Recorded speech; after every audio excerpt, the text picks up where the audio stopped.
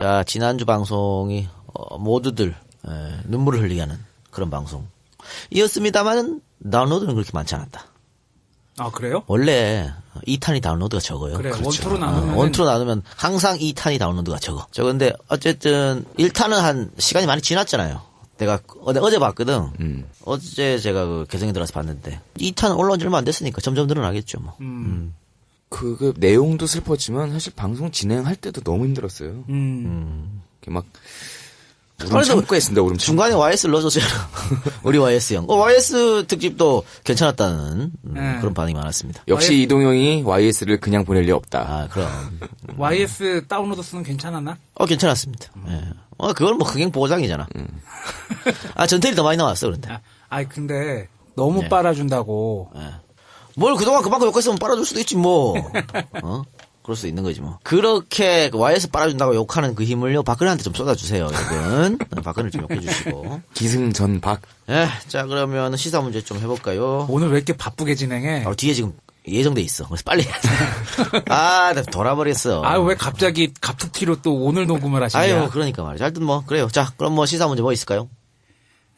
문재인 대표가 오늘 기자회견을 가졌죠. 안철수의 역제안을 거부했다. 거절했습니까? 문재인 의원의 얘기는 전당대회는 단결이 아니라 분열을 촉구하지만 내 제안은 단결을 하자는 의미였다. 지금 그리고 시기상으로 전당대회를 하면은 시기가 맞지가 않는다. 네. 현실적으로 불가능하다. 그리고 안철수 의원이 얘기했던 혁신의 얘기는 내가 당대표로서 책임지고 다 이행하겠다. 이렇게 정리를 했죠. 그래요. 하여튼 뭐, 그럼 문 대표는 받아들일 수 없는 안을 지금 던진 거예요. 안전. 우리가 저번 방송에서 얘기했잖아요. 이게 현실적으로 불가능한 건데, 하여튼 던졌어요. 던졌고, 오늘 안철수 의원이 트위터에 뭐라고 남겼냐면, 문 대표 주위에서 대표의 눈과 귀를 막고 호가호위하는 사람도 있습니다. 난 있다고 봐. 그러나, 이것은 똑같이 안철수 의원에도 적용된다. 안철수 의원의 눈과 귀를 막는 사람도 있다. 양쪽 다. 그러니까 이런 말을 본인부터 쳐내고 얘기를 하든가. 또 지금 민심은 현역 20%를 교체하는 것이 아니라 20%만 남기고 다 바꾸라고 요구할 정도로 분노하고 있습니다. 좋습니다. 저도 찬성입니다. 그러면 문 대표랑 합의를 하세요. 다 80% 쳐내자고. 왜 그거 안 합니까? 그러면 하자고 하지. 그런데 지금 그 현역 20% 교체도 반대하는 게 비주류 아니야. 안 된다고 하는 거 아니야. 그러면서 무슨 이런 말씀하시는지. 3. 혁신전당대회는 더 강력한 혁신과 통합으로 가는 길입니다. 하여튼 뭐 혁신전당대회 불가능하다고 내가 제가 전주 말씀 이건 뗐고. 하여튼 이렇게 또 글을 남겼는데 이것을 먼저 하고 일단 문 대표가 거부 기자회견을 했죠. 그 거부 기자회견 뭐라고 했습니까? 좀 기자회견에서 호가위라는 그 표현에서는 자기는 그런 거에 대해서 도저히 왜 그런 표현을 쓰신지 이해할 수 없다라고 얘기를 했고요. 나머지 내용들은 아까 뭐 말한 대로 똑같습니다. 총선 승리를 위해서 우리 당이 가야 할 길은 혁신과 단합입니다. 앞으로 우리는 혁신위의 단합을 통해서 뭐 가겠다. 뭐 이렇게 지금 얘기했죠. 그러니까 이제는 다 앞으로 딱 이 말 그 맨 마지막에 얘기 있었어요. 당을 흔들고 해치는 일도 그냥 넘기지 않겠습니다. 그래요? 글쎄요. 그 이야기를 믿을 수 있을까 모르겠네요. 힘들고 벅찬 일입니다라고 또 써 있어요. 그러니까 지금 뭐 오늘 또 이종걸 원내대표는 문 대표가 이렇게 말했음에도 불구하고 문 대표가 물러나야 된다. 이렇게 또 라디오 인터뷰에서 얘기하더라고. 그러니까 뭐 이게 봉합이 과연 될 수 있을까? 그러니까 저는 문재인 대표가 본인의 시대적 사명을 거기다 두고 있는 것 같아. 이 민주 세력을 분열시키면 안 된다는. 거기다 본인의 사명을 넣고 있는 것 같은데 지금 이렇게 미봉책으로 봉합해서 가면 결국은 상처는 터져요.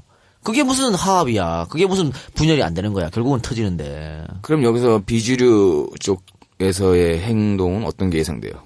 비주류는 계속 흔들지. 계속? 안 나가? 못 나가. 못 나간다니까.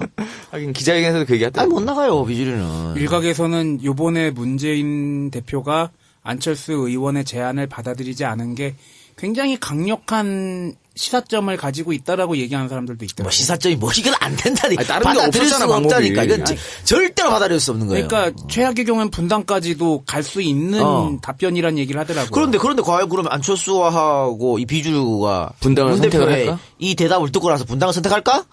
못한다니까 못해요. 나갈 수 있는 사람은 제가 지난 시간에 언급했지만 그 지금의 주류 세력들이 야 가자 해서 나가는 수밖에 없지 비주류는 절대 못 나가. 나가면 찬바람 쌩쌩 부는데 어떻게 나가. 후보 선정을 빨리 하는 건 어떨까? 그것도 방법이라고 봐. 네. 그것도 후보를 방법이라고. 빨리 선정해서 탈당파를 빨리 걸러내는 거지.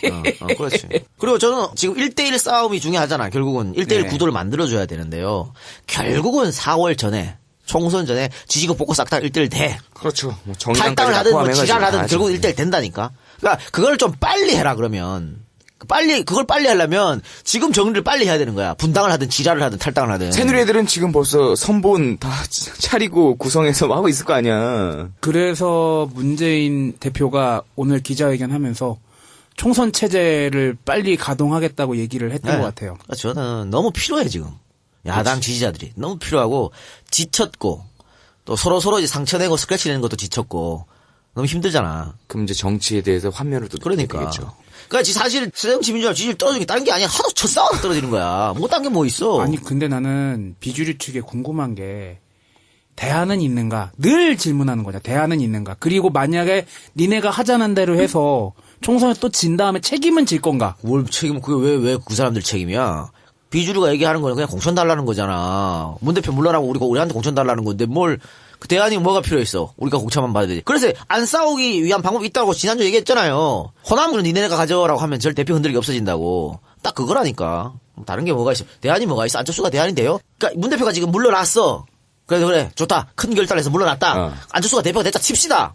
그 문 대표 지지자들, 노무현 지지자들 싹 떠나서 정의당 찍으면 정의당 찍으시 내 새정치민주화를 안 찍어준다. 이렇게 된다니까요. 그치. 근데 왜 어떻게 안철수가 대안이 되나? 바보 같은 생각이지. 안철수 정말 잘못된 판단을 하고 있다. 자기한테 분명히 기회가 오는데 그 기회를 지금 복을 차고 있다. 이렇게 말씀드릴 수밖에 어쨌든 없습니다. 오늘 기자회견 했기 때문에 안철수 의원과 문재인 대표와의 이 간극은 더 벌어질 수밖에 없겠네요. 그러니까 그래서 저는 이럴 바에 너무 피곤해. 진짜 이럴 바에는 갈라서라 진짜. 못 보겠다. 그치. 이제 나 같은 사람도 이 직업이 씨발 저 맨날 정치 이야기 보는 사람도 꼴보기 싫어서 못 보겠다니까. 뭐 알아서 하겠지 뭐. 지난 시간에 잠깐 얘기했지만 포지션을 그렇게 잡은 거지. 책임을 자꾸 딴 데로 넘기고 자기는 비판만 하는 입장을 자꾸 취하려고 하는 것 같아요. 그러니까 말이죠. 에이 그 얘기는 뭐 또 하고 싶지도 않고. 저 다른 얘기 하세요. 12월 5일에 집회가 있는데 2차 총궐기가 있는데 경찰에서 이 집회를 허가해주지 않는 초헌법적인 결단을 내렸어요. 경찰이 언제부터 초헌법적 기관이 됐는지 잘 모르겠는데. 경찰은 헌법 위에 있습니다. 예. 그러니까. 근데 법원에서는 오케이를 했습니다. 예. 그래서 이제 열리게 돼 있어요. 열리게 됐는데 방금 이제 법원에서 야 그렇게 하면 안 돼. 원천 봉쇄하면 안 돼. 이렇게 이 얘기를 한 거지. 그러니까 이거는 사실은 헌법에 똑같은 얘기 계속하지만 집회 시위 보장되고 돼 있잖아요. 돼 있죠. 그러니까 경찰이 지들이 무슨 법으로 이걸 막냐고. 이거 원천 봉쇄를 왜 해 지들이? 아니 거기에 보니까 이번에는 청소년도 나오고 대중 예술하시는 분들도 나오고 이분들이 무슨 뭐 단체가 있어 뭐가 있어. 그러니까 경찰이 갖고 온 법률은 이제 집시법이거든. 집시법에서 뭐 특별한 경우 있을 때 막을 수 있다 이렇게 그걸로 했는데 이건 귀에 걸면 귀걸이, 코에 걸면 코걸이지. 자기들만 스스로 판단하는 거잖아. 어떻게 지들 마음대로 판단해서 이렇게 할 수 있냐고. 또 지금 집회 주최 측에서 평화시위 한다고 얘기했잖아. 그치. 평화시위 한다고 얘기했고 종교계에서 우리가 중재해줄게 얘기했고 야당에서도 그거 다 거절하고 지금 세 번째 거절이거든. 그런 것 1년에 다 거절을 했고 그리고 한 번, 두 번, 세 번 이거 안 된다고 집회 시위 안 된다고 얘기했어요. 이거는 정말 초헌법적인 이야기예요. 왜 경찰이 이따구 걸 갖고 오냐 말이야. 경찰이 집회를 허가해줄 권리가 없어요. 왜 그러는지 모르겠네. 그러니까 이거는 경찰 뒤에 누구가 있다. 경찰이 지들 마음대로 이렇게 법에 굴림할 수 없다는 거지. 경찰을 갖다가 진두지휘하거나 누가 있는 큰 거지 뜻을 뭐. 전달할 사람은 그래서 누구야? 지들 마음대로 그 뒤에 백 믿고 지들 마음대로 하는 겁니다. 불법인데도. 그러니까 맨날 법 얘기하잖아. 법대로 하라고. 헌법에 분명히 집회는 열어줘라. 요청하면 열어줘라가 헌법에 명시되어 있는 거고 대법원 판례도 나와 있으면 대법원 판례도. 그러면 법대로 열어주고 혹시라도 폭력시가 벌어졌다. 그럼 법대로 잡아가. 그 부분만 그래. 또 분리시키면 되잖아. 근데 왜 니들이 씨발 무슨 그 영화 뭐야? 톰 크루즈 나오는 영화. 마이너리티 리포트. 마이너리티 리포트야? 니들이 우리가 씨발 다 예언가야? 죄인이야? 응. 우리가 다 범죄자야? 안 그래도 법원에서도 했던 얘기들이 다 그거더라고요. 폭력 시위가 일어날 수 있다는 것도 말이 안 되고 집회로 인해서 교통체증이 일어날 수 있다는 것도 말이 안 된다. 그러니까 예상하지 마라. 내가 볼 땐 그걸로 봤거든요. 희한한 놈들이야. 그럼에도 불구하고 12월 5일은 아마 충돌이 일어날 것으로 예상은 됩니다. 물론 저희 방송에 올라왔을 때쯤에는 이미 날짜 좀 지나긴 했겠죠. 나 충돌 뭐 일어날 수도 있는 거지. 뭐 힘없는 사람들이 유일하게 할 수 있는 일이 그건데 뭐. 야, 그렇다고 우리가 외국처럼 그렇게 뭐 상가를 털거나 그러진 않잖아. 그죠? 법대로만 경찰이 법대로 했으면 좋겠고 어쨌든 법원에서 뭐 제대로 판단을 해줬기 때문에 12월 5일 날은 문제없이 열릴 거라고 좀 봅니다. 그러면 그것은 그렇고요. 또 다른 거 없습니까? 이 와중에 야권에서 또 몇몇 의원들이 헛발질을 한 게 자꾸 밝혀져가지고 네. 뭐 신기남 의원 자식들 뭐 로스쿨 관련된 것부터 비롯해가지고 노영민 의원도 또 하나 있더만. 서점을 왜 거기다 여셔가지고 아유, 전 그래서 문 대표가 이 사람들 다 불출마 선언을 받았으면 좋겠어. 아예 깔끔하게. 어쨌든 신기남 노영민 다. 그러니까 노영민은 뭐 친노라고 완전 찍혀버린 사람이고, 뭐 신기남도 범친노라고 얘기하잖아. 그러니까 불출마 선언 받고 나중에 또 한 자리 챙겨주면 돼. 당신들 사고 쳤으니까 물러나라. 그래야 문재인도 할 말이 있을 거 아니에요. 그치, 나중에. 비주류에 할 말이 있잖아. 뭐 다른데, 뭐 지자체나 이런 데로 갈 수도 있는 거고요. 그러니까 그래서 좀 얘기를 해서 이번에 좀 용퇴를 해달라라고 하는 게 좀 옳다고 봐요. 그래야 이제, 우리도 하나 또 내줬어. 자, 그러니까 깔끔하게 지금 가자. 노영민 신기남 문제 때문에 조선일보에서 존나 까잖아. 이걸 또 문재인이랑 엮어서 존나 깐다고. 어? 측근 비리처럼. 그렇지. 그러면 이거를 또 비주류가 이용하는 거고. 그치. 왜 징계 안 하냐. 조선일보에서 EJ로 나오는 거고. 그러니까 왜 이런 헛발질을 하실까 뭐. 이런 가운데 새정치민주연합 윤리심판원 원장에서 사직했던 예전에 사직했지. 예, 안병옥 심판원장이 다시 사의를 철회하고 복귀를 한다는 얘기가 들립니다. 다행이네요. 그 양반이 왜 사의를 표했냐면, 뭐, 님이 씨발 딱지 붙여갖고 친노래 나발이니 그래가지고 나한 거야. 족같아서 못하겠다고. 족같아서 못하겠다고. 왜 이러냐고, 진짜. 그러니까 첫 임무가 아마 노영민 신기남 의원에 대한 징계가 될 수도 있을 것 같아요. 야, 징계 내리기 전에, 그냥 본인이. 그러니까 알아서 지금 노영민 의원은 자기 상임위원장만 물러난 걸로 알고 있거든요. 무슨 상임위원장이었나. 하여간 거기에서만 물러났는데 아예 의원 요번에 안 나가겠다고 해야죠. 그러니까. 불출마 그게 선언을 해줘야. 문 대표의 정치력이야. 이 비주류 사람들이 아니잖아. 자기가 불러가지고 이렇게 됐으니까. 자, 이번에는 이렇게 합시다. 불출마 선언 해라. 그럼 다음에 뭐 그거야 뭐 다음 거는 알아서 하시고. 그게 바로 정치력이지. 뭐가 정치력이요. 그리고 이 의원들을 문제를 일으킨 의원들을 데리고 갔을 때 솔직히 명분이 너무 부족하잖아. 다 개인적인 얘기고. 그랬을 때 가질 정치적 부담도 생각을 해야 된다고 봐요. 그러니까요. 이것은 제일 좋은 것은 이분들 스스로가 결단을 해주면 제일 좋지만 그래야지 문재인 대표가 부담을 덜 느끼겠지. 그럴 수가 없지요. 안 그러면 계속 이게, 폭탄 같은 거, 찌꺼기를 안고 한 찝찝한 모양새가 되죠. 그럼. 그러니까 그럴 수가 없으니까 그건 참 그렇습니다. 그리고 그 두 분에게도 다음에 또 기회 있으니까 요번엔 한 수 물러나는 게 본인들의 정치 생명을 길게 갈 수 있는 방법이 아닌가 하는 생각도 들어요. 저 새누리당하고 차별화될 수도 있잖아. 그지. 저기는 뭐 개코 무슨 성폭행 이런 것도 있는데도 뭐 아무렇지 않게 그렇게 얘기하고 있는데 그럼 우리는 이런 거 사실 그 법적으로 문제 없는 거 아니야? 그렇지. 뭐 요런 거 가지고 도덕적으로 문제가 있으니까 불출하겠다 하면 얼마나 깔끔하고 좋아요. 저쪽 당 대표께서는 2013년인가 2년에는 저기 여기자도 성추행한 적이 있었어요. 아니 그리고 저쪽 당은 아까 경찰들 집회 불허한 얘기도 나왔지만 MB 때하고 지금 전에 경찰청장 했던 사람들이 하나씩 공천을 받는 분위기더구만. 그렇죠. 네. 그러니까 충성을 다하는 거지. 응? 야, 어쨌든 새누리당 충견들은 먹이를 좋은 거 줘야 될 거 아니야. 새누리당에서는 몇 명 인사들이 스스로 불출마 선언을 했잖아요. 근데 이 새정치민주연합에서 없으니까 김성건 의원 한 명 하셨지. 네, 네. 네. 그러니까 이런 게 좀 필요하다라고 저는 생각되고. 자, 그러면은 본 방송 들어가기 전에요. 공지사항. 공지사항 좀 알려드리겠습니다. 12월 10일 목요일이죠? 맞습니까? 네, 12월 목요일 10일. 맞습니다. 예, 12월 10일 목요일 날 원래 EJ 녹음이지 않습니까? 네. 근데 EJ 녹음은 다음 날인 12월 11일 금요일 날 하기로 하고요. 네. 12월 10일 목요일 날은 그 시민의 날개 쇼케이스 행사 합니다. 여기에 우리가 참여하기로 했습니다. 참여를 안 할 수가 없는 게 팟캐스트 제작진들이 거의 다 참석한다고 해서 EJ가 참석 안 하면은 팟캐스트 최고 방송인데 안 하면은 모양새가 빠진다. 누가 그래? 뭐 성근형이 그래서 출연 지금 예정으로는 뭐 주진우 기자, 또 김어준 총수, 또 김용민 돼지. 김대지 새가 날아든다? 네. 또 망치 부인? 네. 또 우리 EJ하고 쌍기 형도 나오시고요. 신넘버 3는 왜 불렀나? 에이씨. 태우 형도 나오죠. 신넘버 3 이렇게 이제 불렀는 것 같아요. 근데 이렇게 만약에 사람들 많이 방송하면 누가 말을 할 수가 없어요, 그거는. 아니 근데 상징적 의미가 있네. 솔직히 어떻게 보면은 막 경쟁도 하고 일각에서는 서로 물고 뜯고 하기도 뭐 한다는 얘기가 있는데 성근이 형이 하려는 시도에 딱 맞는 케이스가 될 것 같아요. EJ 팀 비롯해서. 저는 여기 참석자도 그렇고 몇몇 이상 마음에 안 드는 사람이 있어. 뭐야? 있어. 나 참여하잖아. 아니 그 왜 큰 뜻을 위해서 그렇지. 큰 데는 뭉쳐야 서영진이처럼 날 좀 배워. 씨발 저 싸우지 말고. 아니, 상징적인 의미가 있는 거예요. 그러니까 네. 마음에 안 드는 인사가 있지만 가서 당연히 이거 화합해야 된다. 좋은 일이니까 이런 걸로 참여하는 거 아니겠어요? 야, 우리 방송까지 밀어가면서 우리 나오면은 안 나오겠다는 사람들도 있지 않을까? 뭐 그건 내가 알 수가 없고. 근데 사실 12월 10일 목요일이잖아요.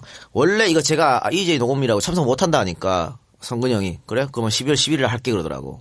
아. 우리 때문에 날짜까지 바꾸려고 그랬어. 그래서 참석을 결정했다 우리가. 그리고 12월 그럼 참석을 어떻게 해요? 그러면? 그래서 여러분들한테 설명드릴 것은 여러분들도 아마 여기 오시고 싶으신 분이 많이 계실 것 같아요. 그분들은 서울시청 다목적 홀에서 한다고 하더라고요. 그래요. 서울시청 다목적홀 12월 10일 목요일 날 오후 7시 30분부터 한답니다. 그러니까 서울시 다목적홀로 많이 와주시기 바라고. 또 거기가 좀 크지가 않아요, 그래? 생각보다. 그러면 못 들어가겠는데. 한 다들? 500석 된다고 얘기 들었는데요.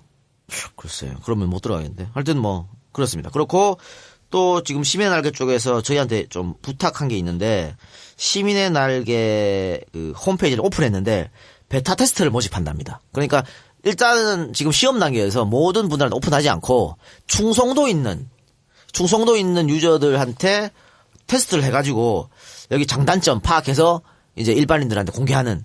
그래서 EJ 청취자들은 충성도 있는 사람들 아니냐. 그렇죠. 그래서 좀 요청을 하셔가지고 여러분들 저기 시민의 날개 홈페이지 들어가시면요 베타 테스트 그 란이 있답니다. 거기 가서 신청을 하시면 된대요. 베타 테스트에 등록하시면.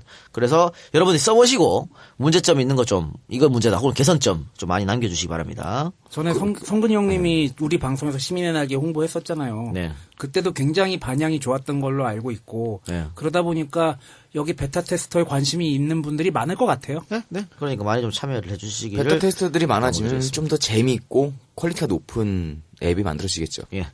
그리고 12월 11일 날 금요일 날은 이제 EJ 녹음 아니겠습니까? 네. 그날은 우리 EJ 평상시 하는 게 아니고 정봉주 전 민주당 의원이 출연합니다. 정봉주 전 의원이 출연해서 뭐 우리가 늘 하는 인터뷰 시간 갖겠습니다. 정청래 의원을 제가 싫어했지 않습니까? 근데 여기 나와가지고 절친이 됐잖아. 좀 친해졌지. 정봉주 의원은 제가 싫어하거든요. 봅시다. 절친이 될지 안 될지. 너 근데 큰일 났다. 네. 인터뷰란 단어도 까먹어. 프린터란 단어도 까먹어. 아까 프린터 기억이 안 났고. 야, 인쇄기! 네, 죽겠습니다. 뭐, 이렇게 살아야지. 뭐, 안 떠오르는데 어떡합니까, 단어. 사람 이름도 안 떠오르고, 평상시 단어도 안 떠오르고, 큰일 났습니다. 하여튼, 그러니까 12월 11일이죠. 12월 11일 금요일 8시, 정봉주 전 의원의 이야기를 듣고 싶으신 분은 안가로 많이 와주시고요. 금요일입니다. 정봉주 의원 인기가 예전 같지 않기 때문에. 야, 게스트 오기도 전에 디스라고 그래. 뭐, 그래요. 자, 그렇고, 하나만 더 소개시켜 드릴까요? 시사인의 아트 디렉터로 계신 양한모 화백이, 시사 풍자전을 개최한다고 합니다. 이것을 이제 많은 언론에다가 이야기해서 좀 홍보를 했는데 아무도 안 써준다고. 혹시 그 시사인 만화 그리시는 분이에요? 그렇겠죠. 캐리돌 만평이랍니다. 그 만평처럼 네, 일러스트 만평에. 그 만평 하신 분이 있어요. 그러니까 이분이 풍자전을 12월 8일 화요일부터 12월 31일 목요일까지 갤러리 자인제노 서울 종로에 있는 자인제노에서 발음 정말 재밌다. 한다고 하는데요. 모든 언론에 써주지 않아가지고 네. 우리 이제에서 좀 제발 좀 소개해달라고 라고 해서 제가 소개해드리는데 앞으로 이런 부탁 좀 하지 말았으면 좋겠습니다. 왜요? 왜 너무 많아. 나한테 이런 거 해달라는 게 너무 많은데 하여튼 이거는 시사인에서 하는 거기 때문에 제가 소개시켜드립니다. 너무 공짜요? 많아서. 예? 공짜요? 공짜지 뭐. 공짜면은 EJ에 잘 오셨어요. 예. 여러분들 많이 참여해서 좀 이 대한민국에 그 YS 형 때도 있던 시사풍자가 없어졌잖아. 그렇지. 이제는 뭐 박근혜 욕 한마디 하면 잡아가는 그런 시절 아닙니까? 진짜로. 진짜 그런 시절 됐으니까. 그 대구에 그 박근혜 만평 이상한 거 해가지고 뿌린 분. 네, 그분 김성수 잡혀갔잖아. 씨. 그런 시대예요. 지금 가셔서 이번에 가셔서 많은 그리고 관람 부탁드리겠습니다. 민주노총이었나? 그 독재자의 딸 쓴 것도 허위사실 유포 뭐 그런 식으로 걸려 오르는 것 같은데? 그게 왜 허위사실 유포요? 그래요. 아니 저기 해외에 있는 그 유수의 신문사들이 썼던 표현인데. 걸리면 걸리는 거지 뭐. 그렇습니다. 자, 그러면 공지사항도 더 말씀해드렸고, 그러면 전화 말씀 듣고 본격적 방송 들어가도록 하겠습니다. 네, 오늘은 현지처 특집입니다. 왜 갑자기 이걸 들고 왔냐 의아해하신 되게 분이 뜬금없죠. 계실 텐데 말이죠. 얼마 전에 그것이 알고 싶다? 네. 네, 그것이 알고 싶다 해서 박정희 시대, 전두환 시대 때 있었던 양공주 문제를 좀 다뤘잖아요. 기지촌. 네, 무슨 하우스 이래가지고. 네, 하우스, 몽키 하우스, 옐로우 하우스, 뭐 이래가지고. 그래서 많은 분들이 우리 보고 그걸 좀 해달라. 라고 뭐 요청이 많으셨어요. 그런데, 사실은 양공주 기지촌 문제는요, 우리 아니어도 널렸습니다. 그리고 좀 그게 양날의 검게 좀 슬픈 역사기도 해요. 우리는 하는 게 안 슬프냐? 그것도 슬프지? 근데 제가 왜 그걸 안 하냐면, 저는 정말 널렸다니까. 널렸고, 방송도 많이 했고, 논문도 전라 많고, 정말 많아요. 그러니까 그거는 따로 찾아보시고, 우리가 오늘 할 외공주 현지처 문제는 사실 똑같은 문제거든? 똑같이 슬픈 문제고, 정말 심각한 문제인데, 상대적으로 양공주 기지촌 문제보다 덜 다뤄졌다. 그래서 오늘은 우리가 외공주 현지처 문제를 다루겠다. 이런 말씀을 드리겠습니다. 일단 이 외공주, 또 혹은 현지처. 이 외공주하고 현지처는 말 그대로 일본 사람들만 상대하는 겁니다. 그러니까 기지촌에 있었던 분들, 양공주들은 이제 미군을 상대한 거고, 이 외공주 현지처는 이제 일본인들을 상대로 한 것인데, 두 분은 외공주 현지처 생각나는 게 있어요? 외려 외공주라는 말이나 현지처란 말보다는 기생관광이라는 말들이 다 훨씬 똑같아요. 좀 네. 많이 사람들 입에서 오르내렸던 것 같아요. 근데 아까 얘기했던 양공주 같은 경우에는 어떻게 보면은 우리나라의 분단의 역사하고도 좀 관련이 있잖아요. 미군이 들어오게 되고 그런 계기가 됐기 때문에. 근데 외공주 현지처 같은 경우에는 왜곡된 경제 발전이라든지 아니면은 우리나라 비인간성을 바탕으로 해가지고 외화를 벌어들이려고 했던 그런 것들을 상징적으로 보여주는 것이 아닌가 그런 생각이 들고 문제는 지금 우리나라가 어느 정도 경제가 올라갔다고 그때 우리가 했던 그대로 지금 동남아시아 가서 중국 가서 그런 짓을 하고 다니는 사람들이 있다는 거지. 중국의 조준 좀 덜하대요. 단속이 심해서. 거의 중국은 이제 걸리면 바로 추방이냐? 모르겠어요. 하여튼 거의 동남아 가서. 아니 뭐 예를 들어서 동남아시아 필리핀 같은 경우에 특히나 영어 연수받으러 많이 가잖아요. 젊은 친구들이 많이 네. 갔죠. 걔네들이 거기 가서 이제 그야말로 애 싸질러 놓고 그냥 와버리고 20대부터 그런다고 하니까. 아니 뭐 19세 이런 애들도 한대요. 참 기가 막히네. 기가 막힐 노릇이죠. 근데 거기 가서 그런 것만 보니까. 그러니까 우리가 당했던 것을 그대로 답습하고 있어. 잘못된 것을. 참 안타까운 일이죠. 아유, 누구는 구마다 하나씩 있는 사람도 있는데 뭘 외국까지 가서 그러다 모르겠어. 누가 구마다 하나씩 있어요. 왜 날 쳐다보고 지랄이야 저 미친놈이. 자, 세자. 아 이거는 썰인데요. 그때 우리 예전에 방송에서 김종필 특집인가 할 때 그런 얘기를 했었어요. 일본인 막 그 기생관광을 시키려고 계속 대한항공에서 실어 날려가지고 막 왔다고 했잖아요. 그러다 보니까는 서울 시내에 있는 호텔에서 수용이 잘 안 돼. 너무 갈 데가 없는 거야. 그래서 서울 시내에 상당한 노른자의 땅에 있던 공터가 있었습니다. 이거를 사실 거기 소유자는 병원을 짓고 싶어 했었는데 박정희가 호텔 줘라라고 해서 호텔이 탄생했다는 썰이 있습니다. 그 정도로 많았다는 것이죠. 네. 자, 아까도 말씀드렸다시피 기지촌 양공주 문제는 많은 언론에서 다뤘고, 뭐 그것은 알고 싶다. 이런 데서 벌써 다루잖아. 또 논문도 많습니다. 여러분들이 찾아보려고 찾아보면 인터넷에도 많으니까 한번 찾아보시기 바라고. 다만 이 외공주 현지처, 또 이 박사가 아까 얘기했던 기생관광, 이건 다 일본인 상대로 한 건데 여기에 대해서는 무지한 게 사실이고 우리가 모른 척한 것도 사실이다. 아니 뭐 기생관광 같은 경우에는 일본뿐만 아니라 외국인 관광객들 대상으로 전반적으로 하긴 했지만 제일 많이 찾았던 사람들이 일본인들이지. 압도적입니다. 예. 99%라고 보면 됩니다. 예. 여성 윤락 문제는 사실 식민시대 때부터 있었죠. 공창제도를 일본애들이 와갖고 만드는 거지. 그러니까 식민시대에 상대가 일본인이었고 미군정시대에는 상대가 미군으로 바뀌었을 뿐입니다. 이게 박정희 시대 와서는 주한미군으로 바뀐 거지. 또 박정희와 전두환 시대에는 다시 일본으로 이렇게 바뀌어 갔습니다. 이승만 정부는 우리나라에서 가장 용이하게 유치할 수 있는 관광객은 주한 유엔군이다. 이러면서 외국인 상대 접대부에 대한 교양 강습을 추진했었죠. 무슨 특집에서 했나? 김한란 특집에서 했나? 메이비. 모유숙 특집에서 했나? 그 비슷한. 뭐 했었잖아요. 하여간 쌍용과 관련된. 예, 그래서 낭랑트 클럽 예. 고급 호스테스 예. 이승만이 만드는 거 아니야? 예. 그겁니다. 예. 그래서 교양 강습 추진했을 정도였고 박정희는 1961년 쿠데타 이후에 윤락행위 등 방지법을 제정합니다. 법을 제정했어요? 못하도록. 네. 그런데 이면에서는 전국에 104개 지역에 매매춘 특별구역을 지정합니다. 여기서는 할 수 있다. 누구를 상대로? 외국인을 상대로. 아니 헌법으로는 집회가 신고제인데 경찰이 집회 허가해 주는 거랑 뭔 차이가 있어. 그렇습니다. 그러면서 이제 매출을 눈 감아줬죠. 그러면서 이제 여가패. 보통 지방감 여가패 다 있잖아. 네. 그렇게 생겨난 거예요. 요즘은 많이 없어지지 않았어요? 많이 없어졌죠. 네. 그게 이제 성매매 특별법 때문에 그런 거지. 근데 이따가 그건 뭐 뒤에서 우리가 얘기하겠지만 성매매 특별법, 성공한 법이라고 봅니까? 실패한 법이에요. 네. 그 풍선 효과가 발생했죠. 아이고 엄청나게 발생했고. 예를 들어서 원주역 앞에도 매매춘 하는 곳이 있었는데 거기가 없어지니까 맥양집이 생기더라고. 앞에 쫙. 실패했고 또 이거 김강자가 완전히 설치면서 만드는 거 아니야. 네. 근데 김강자 요즘 바뀌었어. 뭐라고? 180도 바뀌었어. 자기가 그때 잘못 생각했다고. 그래. 차라리 그게 낫다. 잘못 생각했다고 잘못 판단했다 인정하는 게 맞지. 김강자의 제일 큰 판단 미스가 뭐였냐면 당시 성매매 특별법 만들 때 이 윤락 여성들이 일방적 피해자라고 본 거야. 하기 싫은데 포주한테 억지로 끌려가가지고. 그러니까 뭐. 인신매매로 끌려오고, 그리고 고리대금험에 쌓이고. 저 예전 80년대 영화에 나오는 스토리 그렇지. 아니야. 김강자는 그렇게 생각한 거야. 왜? 자발적인 매출은 없을 것이다. 그렇지. 이 공부를 책상 앞에서만 했거든. 현실에 나와서 공부를 한 적이 없기 때문에. 요즘 그 맨날 막 그런 드라마 옛날 뭐 영화 보면 그런 거 있잖아. 뭐 거기 있는 아가씨들을 몰래 데리고 나오면 뒤에서 깡패가 쫓아오고 막. 그러니까 그래서 그 윤락 여성들이 나와갖고 그 마스크 쓰고 데모하고 한 거 아니에요. 네. 그리고 당시로서는 지금도 그렇지만 윤락 여성들이 뭐 자기 목소리를 내는 것을 받아주질 않았어. 에이 저 창녀 같은 것들이 말이야. 이러면서 무시해버렸다고.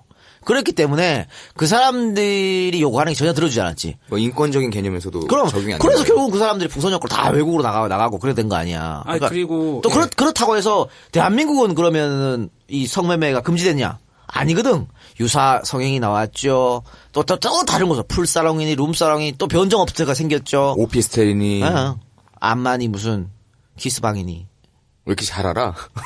논문을 써야겠어. 그러니까. 지나가다 보이는 게 그거 아니야. 그러니까.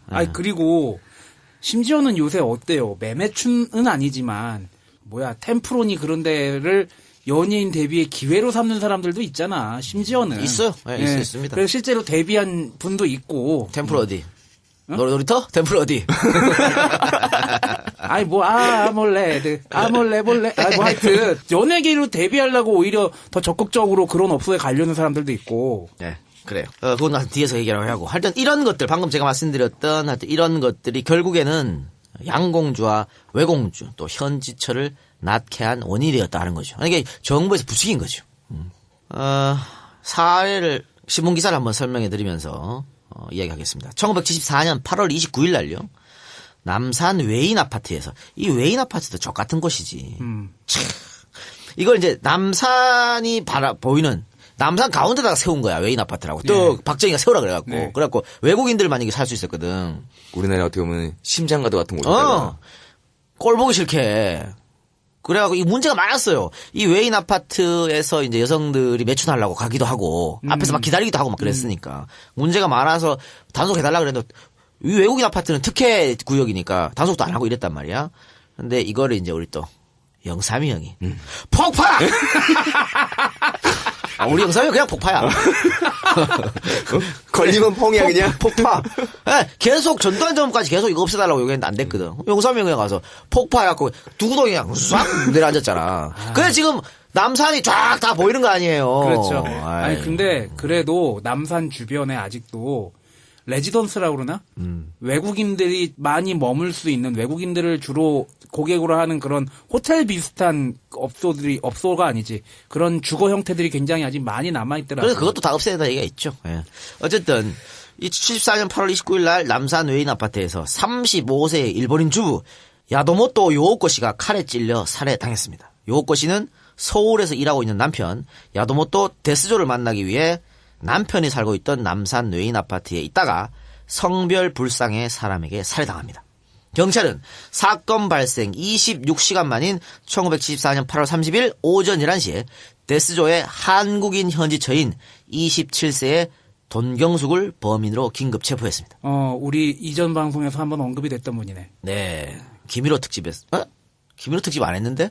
아니, 제1한국인 특집할 때 김일호 잠깐 언급하지 않았나? 그러면서 얘기를 했군요. 예. 동경숙은 경찰 조사에서 데스조가 자신의 본부인인 요우코가 월 초에 한국으로 오자 이후에 나하고의 만남을 멀리해서 홧김에 범행을 저질렀다고 자백을 했습니다. 치정살인이 됐네요. 그렇죠. 네. 자, 근거 경위를 살펴볼까요? 돈경숙은 8월 29일 오전 9시쯤 야도모토의 외인 아파트 1102호를 찾아가 벨을 눌렀으나 대답이 없자 문을 열고 들어갔습니다. 이때 벨 소리를 듣고 현관으로 나온 요오코와 마주치게 된 것이죠. 돈경숙은 데스조가 있느냐? 아이들이 있느냐라는 질문을 한 후에 집안에 아무도 없음이 확인되자 미리 준비해간 칼로 요오코의 배를 찌른 후 요오코가 집 안으로 달아나자 따라 들어가서 칼로 마구 찔러 숨지게 했습니다. 이후에 안방으로 들어가 소니 트랜지스터 라디오를 가지고 비상계단으로 1층까지 나온 뒤 택시를 타고 용산구에 있는 집으로 돌아왔습니다. 이 소니 라디오를 왜 훔쳐왔는지 모르겠네. 참. 자, 그 뒤 동거 중인 한국인 내연남 손기남과 함께 현지초로 있으면서 또 한국 남성과 동거도 하셨네요. 훔친 트랜지스터 라디오를 가지고 밤 10시쯤 동대문구의 희망전당포에 나타나가지고 훔친 라디오를 맡기고 2만 원을 받았습니다. 이러려고 훔쳤군요. 근데 2만 원이 엄청난 돈이거든요.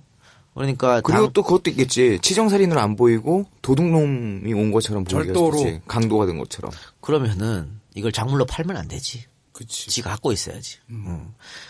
한 2만 원 했던 거 보면 이 당시 물고 온 놈 일제의 위력이 대단했다 이렇게 알 수 그치. 있겠죠. 자, 경찰은 소니 라디오가 도난당한 것을 알고 전단지를 만들어서 서울 시내의 전당포와 작물 아비들에게 배포를 했습니다. 이를 본 희망전당포 사장이 경찰에 신고해서 덜미를 잡힌 것이죠. 그러니까 트랜지스터 라디오를 훔쳐가서 전당포에 맡기지만 않아도 잡기 어렵지 않았을까 뭐 이런 생각 듭니다.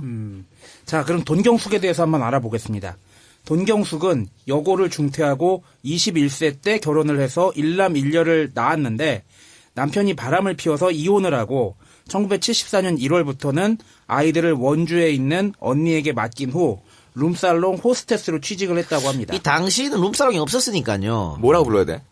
살롱? 살롱? 홀? 빵? 이렇게. 돈경숙이 일하는 곳은 회원동의 부루살롱이라는 살롱이라고 하네요. 예. 곳이었습니다. 근데 이곳은 외국인들이 굉장히 많이 찾았던 곳이에요. 돈경숙은 이곳에서 선경합성 관리 담당이사인 데스조를 알게 되었고요. 데스조는 미인이었던 돈경숙에게 한눈에 홀딱 빠지게 됩니다. 야, 여기도 선경이 나오네. 그렇죠. 이게 이제 우리가 기술이 별로 없으니까 일본 회사인 사람을 이제 스카우트한 건데, 그 스카웃이 아니고 이건 그냥 합자회사 같은 거야.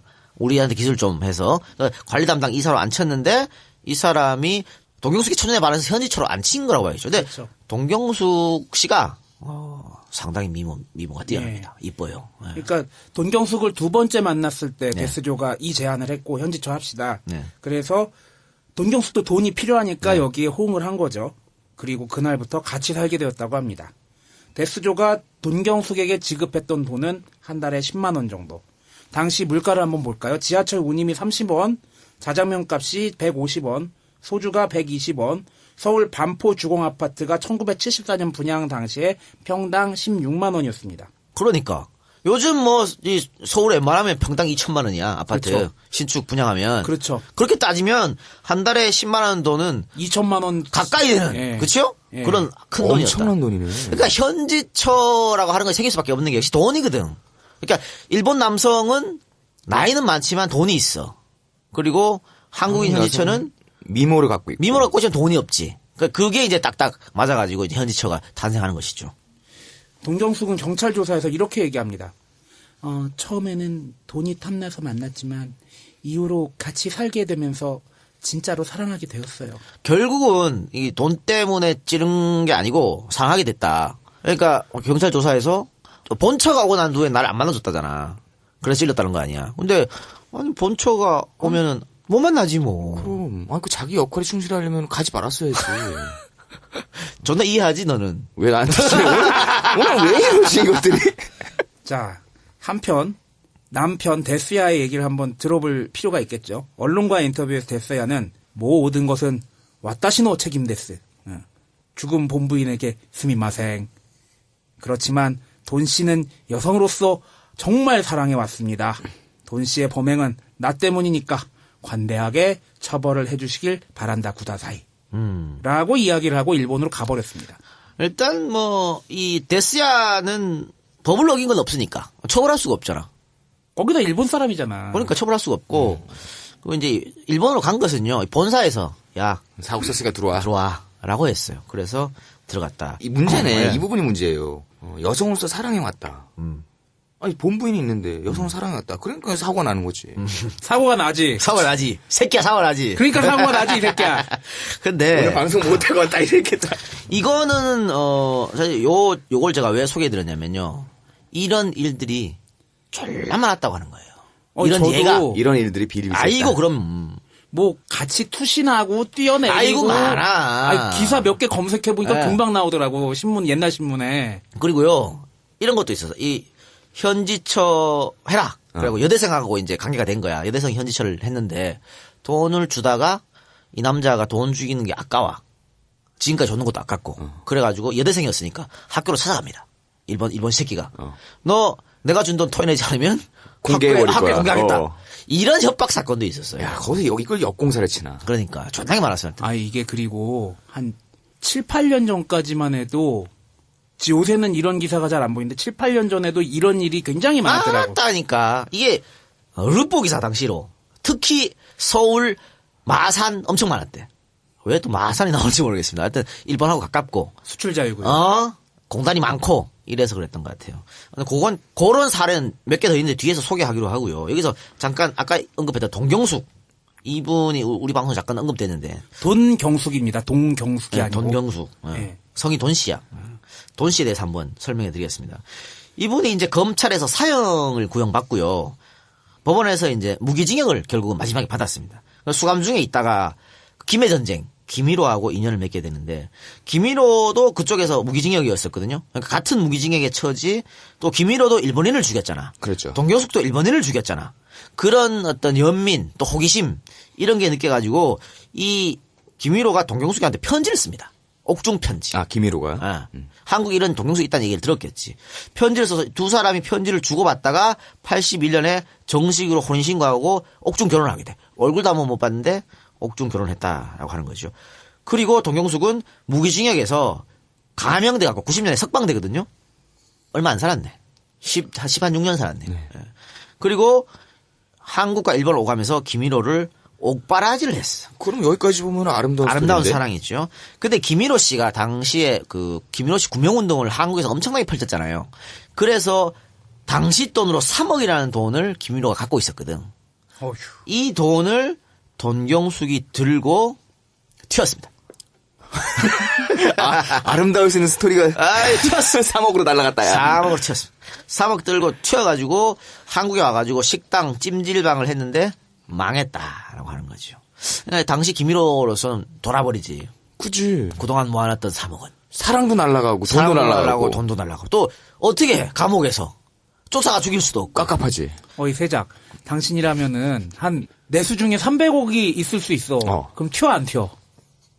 어떤 상황에서? 그러니까 김일호 씨와 같은 돈경숙이라고 칩시다. 내가? 한 30억, 300억 있다 쳐. 너무 편차가 큰가? 너무 큰데? 30억 합시다. 30억. 30억. 어떻게 물가 하겠어? 기준으로 30억 되겠네. 네. 어떻게 하겠어? 나는 원래 큰 돈을 갖고 살아본 적이 없어가지고 차라리 낭만을 택하지. 세상 낭만 될 것 같아. 아니, 그리고 얘는 감옥에 있잖아. 나 혼자 쓰면 되지, 뭐, 그냥. 아니, 무기징역 언제 나올지도 모르는 나 혼자 쓰면 되지. 옥바라지 일주일에 한 번씩 하고. 굳이 튈 필요가 있을까. 근데, 이런 생각, 동경숙도 이런 생각 했겠지. 일본의 무기징역 어차피 못 나온다. 못 나올 튀어도 것이다. 뭐, 그런 생각을 할 수도 있었겠죠. 그런데 문제는 김일호가 석방됐다고 하는 거지. 아하. 그러니까 한국 정부 당시에 뭐 김대중, 김영삼 이렇게 삼중 스님이 다 탄원서 막 받아오고 막 그랬거든. 그리고 또 살려야 된다, 김일호를. 한국으로 데리고 와야 된다. 이런 여론이 굉장히 많았어요. 그래서 많은 사람들의 노력으로 결국 김일호가 추방이에요, 추방. 네. 일본에서 추방됩니다. 그때 또 야쿠자들이 김일호 뭐 한국을 보내면 죽인다 그러고 뭐 공항에서 죽여버리겠다 그러고 뭐 하여튼 난리를 났었는데 왜냐면 김일호가 야쿠자들 둘을 죽였거든. 그렇죠. 그래서 하여튼 그렇게 해가지고 이 김일호 씨가 99년인가 하여튼 뭐 2000년인가 기억은 안 나는데 한국으로 돌아와요. 돌아왔을 때 이 김일호가 상당히 인기가 있었기 때문에 이 사람의 수기 연재를 따내려고 각 신문사들이 엄청 노력했거든. 그 과실을 따낸 게 중앙일보지. 중앙일보는 홍석현까지 나서가지고 많은 까내를 안겼겠지요. 뭐 정몽주는 아파트도 한 채 내놓고. 아, 막 정몽주는 그랬다며. 김일호를 해서 아파트까지 한 채 줬습니다. 자, 삶이 풍족해졌지 않습니까? 네. 당시 신문 기사도 나와. 김일호 씨는 여생을 걱정할 필요가 없다. 돈을 하도 많이 받아가지고. 화려한 컴백을 하신 거예요. 그런 모양새가 됐죠. 자, 그러면 뭐가 생각나? 내 돈 갖고 튄 년. 그게 아니지, 개새끼야. 그럼 뭐? 내가 사랑했던 연인. 아. 내 돈 갖고 친년 잡아! 이게 아니고. 어. 그래도 내가 사랑했던 연인. 그래, 낭만이 3억 정도야 뭐. 내가 뭐 지금 돈 많이 벌었는데. 그래가지고 동경석을 다시 찾아. 아하. 내가 용서해줄게. 모든 거를. 돌아와라. 이렇게. 아니, 근데 한 번 도망갔는데, 그거 다시 찾나? 그게 이제 사랑인 거지 사랑이야. 뭐. 그래서 찾았습니다. 찾았습니다만 우리가 쌍년 특집에서 한번 한 것 같은데요. 한 번 쌍년은 영원한 쌍년이다. 사람 쉽게 안 쉽게 안 바뀌니까. 변한다. 한 번 변절자 영원한 변절자다. 돈경숙 씨가 말이죠.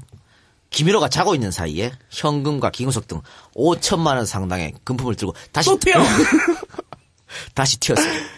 이제는 못 참지. 이제 못 참잖아. 못 참지. 못 참아서 절도죄로 고발했습니다. 동경숙을.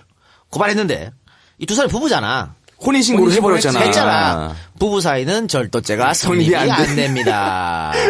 야, 그럼 얼마나 빡칠겨. 그래서 어쩔 수가 없었지. 근데 동경숙 씨가 다른 걸로 이 사건 말고 다른 걸로 또 사기쳐서 결국은 잡혀갔어요.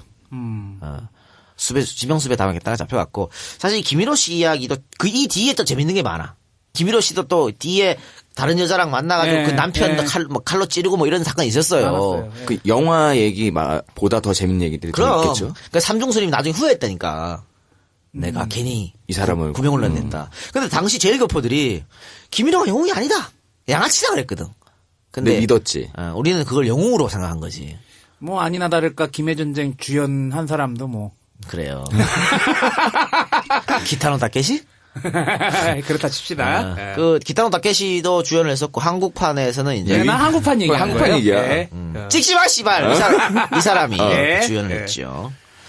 네, 네. 뭐 그런 말 있잖아. 가수는 자기가 부른 노래에 따라가고 연기자는 자기가 한 역할에 따라간다. 그래서 그런 행동을 하시지 않았나 하는 생각 또 듭니다. 네. 자, 그럼 뭐 동경숙 얘기는 거기서 그만하고 이 얘기가 나왔으니까 말씀드린 거고 설명드린 거고요. 아까 그 동경숙 같은 사건이 비일비 자살했지 않습니까? 또 다른 사건을 한번 소개시켜드리겠습니다. 1979년 10월 25일 오후 5시경이었습니다. 야! 박정희 죽기 하루 전이네요. 오, 진짜 그러네.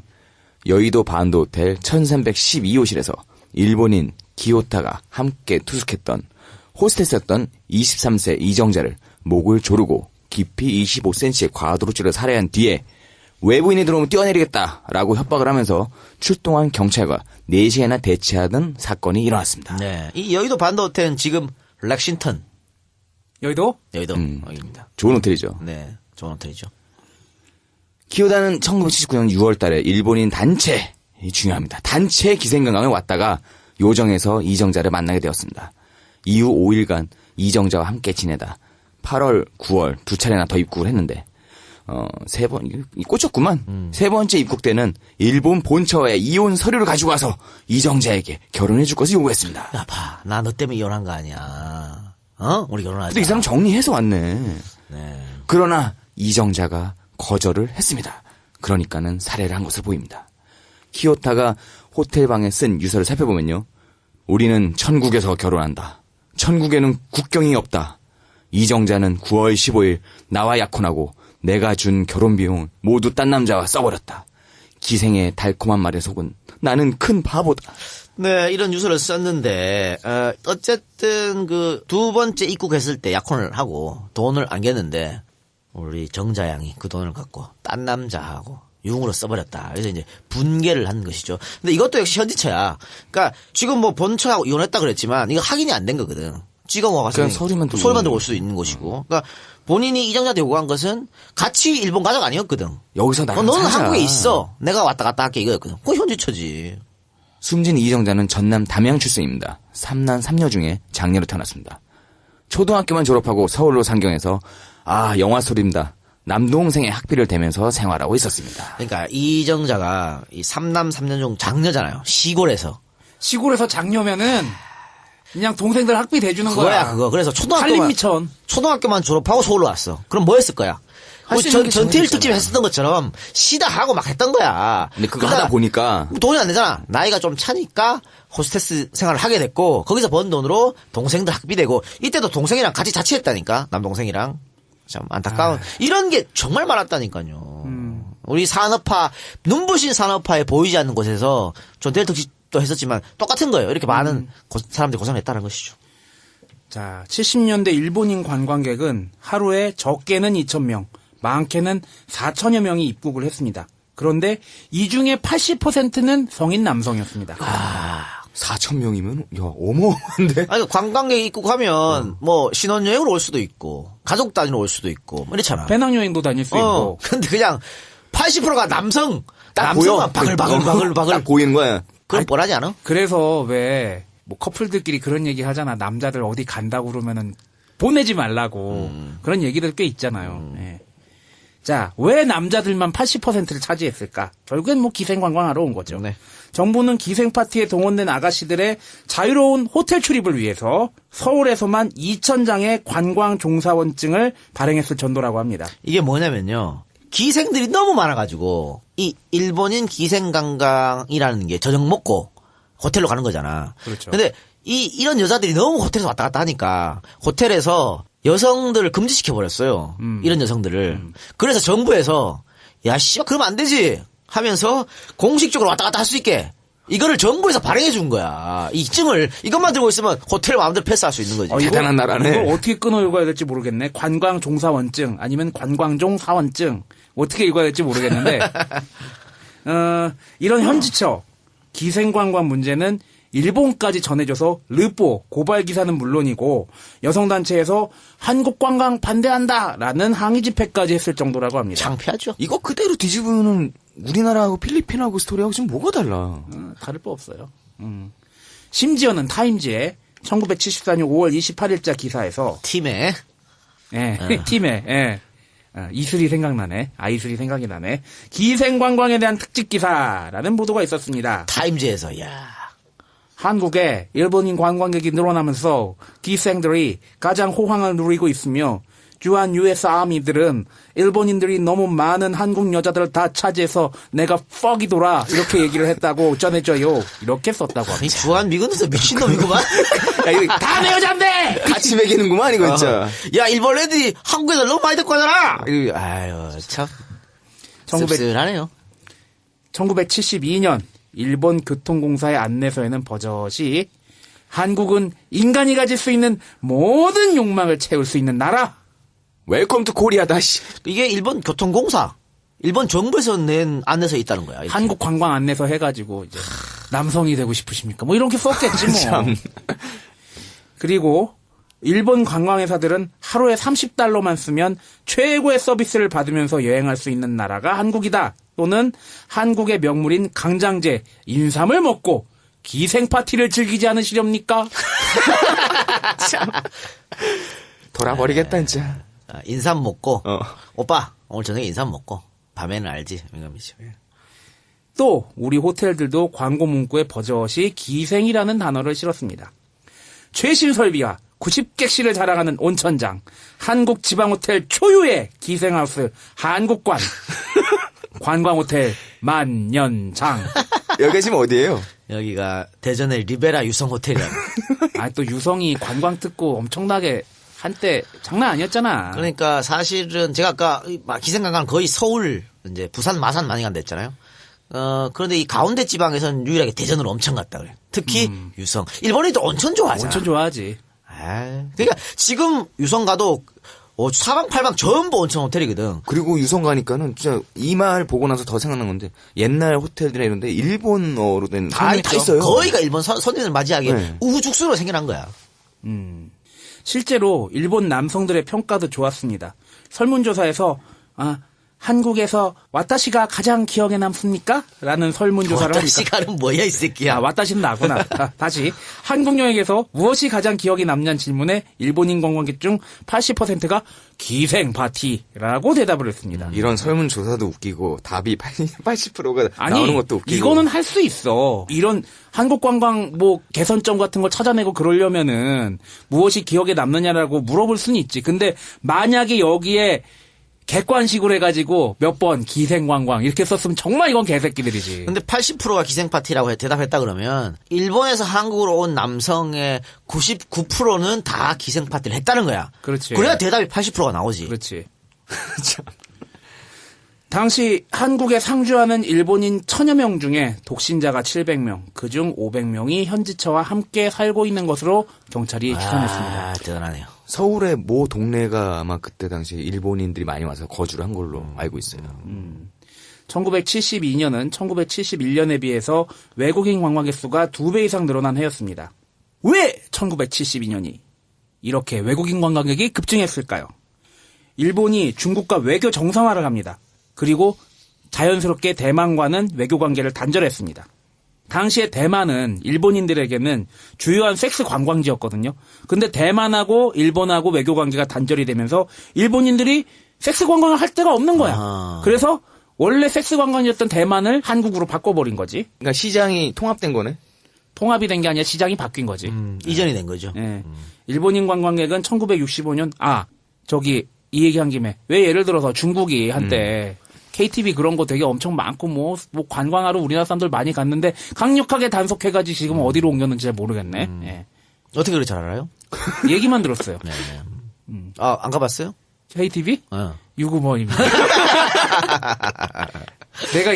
내가 뭔가를 얘기하면 다칠 사람이 너무 많아. 알겠습니다. 예. 네. 일본인 관광객은 1965년 한일협정 이후에 늘어나기 시작했는데 일본과 중국이 외교 정상화를 하면서 그 수가 폭발적으로 증가한 것이죠. 그렇습니다. 자, 유신 직후를 볼까요? 유신 직후 한국 정부는 관광진흥정책에 입각해서 관광진흥법에 근거를 두었던 국제관광협회에 과를 하나 설치합니다. 특수과. 이름하여 요정과입니다. 야, 이 개! 정부 공식과야. 요정과. 요정과에서 뭐 하나 몰라. 초이스 알아? 요정- 들어와봐. 나 이렇게 초이스 알아? 요정과 과장님은 그러면 여기는 어떻게 가신 거예요? 그러니까 환장하네. 아니, 코스 같은 거 만드는 거 아니야? 필독서, 소녀경, 야, 금병매. 요정과에 우리 세작이 과장으로 들어가면 존나 잘할 텐데. 시대를 잘못 태어났네. 시대를 잘못 태어났어. 아니야, 예. 과에서 여자애들끼리 칼부림 날 수도 있어. 아, 그래요? 요정과를 설치하고 관광 기생들과 관광 요정 문제에 관한 본격적 실무에 착수를 합니다. 요정과 업무 방향은 사실상의 매춘 허가증과 다름없는 접객원 증명서, 아까 얘기했던 그겁니다. 그걸 발부하고 교양교육을 실시하면서, 이 교양교육이라는 게 우리 매춘 여성들 불러가지고, 야, 일본 애들한테 잘해. 말 잘하고. 매너 있게, 술 버리고 그러지 말고. 너희들이 한국의 얼굴이야. 그럼 팁 달라 하지 마. 이런 거였어. 진짜로. 그래가지고 이 어떤 진상 일본인은요, 팁을 달라고 한 우리 한국 여성에게 멱살을 잡고, 야, 뭐라 그래, 일본의 경시청? 뭐 글로 가자. 이런 말도 했을 정도로 아주 우리나라 법도 무시하고 우리나라 여성 자체를 아주 개무시한 거지. 그런 일도 있었다고 해요. 그리고 그거 얘기는 또 뭐냐. 홍보를 이미 했다는 거야. 이렇게 아니, 교양을 교육을 받은 애들이 그리고 있으니까. 일본인들이 한두 번 왔겠어요? 기생관광을? 한 번 온 새끼는 계속 오게 돼 있거든. 그러니까 내가 몇 번 왔을 때는 뭐 팁 달라는 말도 하고 존나 서비스 좋았는데 점점 왜 네가 팁을 달아 이렇게 빡도는 거지. 예. 그리고 전국 관광 기생들의 행정적 존재 근거를 합법화시켰습니다. 이 접객원 증명서를 발부받기 위해서는 주민등록 등본과 신원 보증서까지 필요했다고 합니다. 참나. 예. 관광객을 실은 버스가 요정에서 떠나면 그날 밤 동층기로 되어 있는 아가씨들은 영업용 자가용 차나 콜택시에 4명씩 타고 뒤따른다. 호텔에 도착한 아가씨들은 자신들의 파트너가 묵고 있는 방을 찾을 때 곤란에 처하기도 한다. 호텔 측이 이런저런 이유로 기생 아가씨들의 출입을 막는 일이 흔하다. 여기에서 호텔 통과증이다. 외국인에게 몸을 팔아도 법에 안 걸리는 허가증이 될 수 있는 접객원 증명서가 필요하다. 예, 이게 이제 접객원 증명서 호텔 통과증인데 아까 얘기했잖아요. 박정희가 법으로 정했다고. 성매매 하지 말라고. 참 위대하신 분이네. 그런데 이분. 요 접객원 증명서가 있으면 해도 돼 라고 하는 거죠. 예. 자, 우리 위대한 기자 리영희 씨는 70년대 중반에 낸 조선시대의 논리에서 일본인 섹스 관광에 대해서 이렇게 개탄합니다. 호텔을 점령한 일본인 관광객들에게 한국인 남녀들이 연상 허리를 굽실거리면서 아리가또 고자이마스를 수없이 되풀이하는 것은 상전을 맞이하는 졸개들의 얼굴에서 발견할 수 있는 그런 비굴한 웃음들이었다. 이영희 선생이 참 통탄할 일이지. 네. 얼마 전까지 나라를 잃었는데 그 일본 애들한테 그렇죠. 지금 걷다 대고 우리 몸을 팔면서 고개를 굽실거리고 있으니 얼마나 통탄할 일입니까? 얼마 전까지만 해도 미국인에게 하던 바로 그 태도들이 불현듯 생각이 났다. 정부나 국가가 그 여성 국민에게 통행 금지 면책 특권을 주면서까지 외국인 사나이들을 끌어들이는 정책은 딸을 바치고 그 대가로 부자가 되는 아비와 얼마나 도덕적 차이가 있는지 모르겠다. 그 돈으로 국민이 얼마나 부해지며 국가가 얼마나 경제 발전을 이룩할 수 있는지. 그렇죠. 딸을 바치고 예전에 딸 팔아가지고 돈 받는 그런 아비도 있었잖아. 그거랑 뭐가 다르냐 하는 거고. 지금 리영희 선생의 증언에서 나왔지만 당시에 12시 넘으면 못 다녔잖아요. 통행금지. 그렇죠. 윤락 여성들. 유산은 기생들한테는 오케이. 면책이건. 니네들은 밤 12시 넘어서 다녀도 돼. 경찰이랑 야경꾼들이랑 동급이 돼버린 거죠. 그렇습니다. 그렇게 됐다고 한 겁니다. 아, 참 답답하네. 그러니까 국가가 개입을 했다는 게 가장 통탄한 노릇인 거죠. 그렇죠. 국가가 국민의 안녕과 재산과 인권을 보호해야 되는데 그게 아니고 발로 차버린 그런 케이스라고 할 수 있겠죠. 그뿐만이 아니라 국가가 이전까지 우리나라를 핍박했던 나라의 사람들에게 굽실거리게끔 만들고 그렇게 해가지고 경제 발전을 이루겠다고 얘기한다는 것 자체가 인권 말살인 거지 뭐. 그러니까. 예. 에휴. 자, 요 뒷이야기는 전화를 말씀 듣고 오겠습니다. 모든 경우에 해당되는데? 그럼 쓰세요. 쿨링존 31 샴푸. 맞나? 예, 쿨링존 맞네요. 31 샴푸.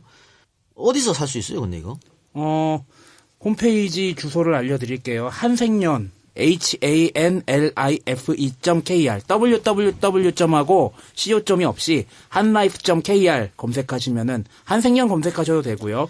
한생년 검색하셔도 되고 쿨링존 31 샴푸라고 해도 나올 것 같습니다. 야 너도 써야겠다 야. 저는 뭐 지금 딴 거 쓰고 있는데 다 쓰면 쓰겠습니다. 다 쓰면 쓰게 하고 젊은 사람이 머리가 빠지는 것은 정상이 아니라 병이랍니다. 그런데 뭐 우리는 40이 넘었기 때문에 그래? 정상이야, 우린? 우리야 뭐 이때쯤 땐 빠지고 해요. 근데 이제 요즘은 20대 후반, 30대 초반의 사람들도 많이 빠진다 그래요. 스트레스도 받고. 그러니까 물론 유전적으로 그렇게 빠진 분도 계시지만 근데 그 유전적 아니고 빠지시는 분들은 이제 이걸 사용해서 두피 피부의 적정 온도 맞추면 좋겠다라고 이분들이 이야기하십니다. 예. 그리고 뭐 어쨌든 한생연 탈모 제품은 22개 지점은 발머스 한의원 의료진들의 인가를 받은 제품만을 취급한다고 하네요. 돌아다니면서 광고 많이 봤던 그래요? 한의원이네. 예. 인삼, 측백역, 들국화, 구기자, 창포, 창이자, 박하 등의 복합생약 추출물이 함유되어 있어서 정상 두피 온도를 되찾아주고 탈모를 방지하고 발모를 촉진시킨답니다. 관심이 있으신 분들은 찾아서 써보시기 바랍니다. 저는 관심이 매우 갑니다, 지금. 제가 딱 이 증상들이 다 걸려요. 그래요. 써보도록 하겠습니다. 네. 자, 그러면 광고는 거기까지만 하고요. 자, 다시 우리에게로 돌아가세요. 아까 대한민국 정부가 계속 부추긴 감이 없지 않아 있었다고 했지 않습니까? 그럼 본격적으로 한번 파봅시다. 대한민국 정부 어떻게 했는지. 정부는 달러 벌어온다고 여성들의 외국인 상대 매춘지를 부채질했습니다.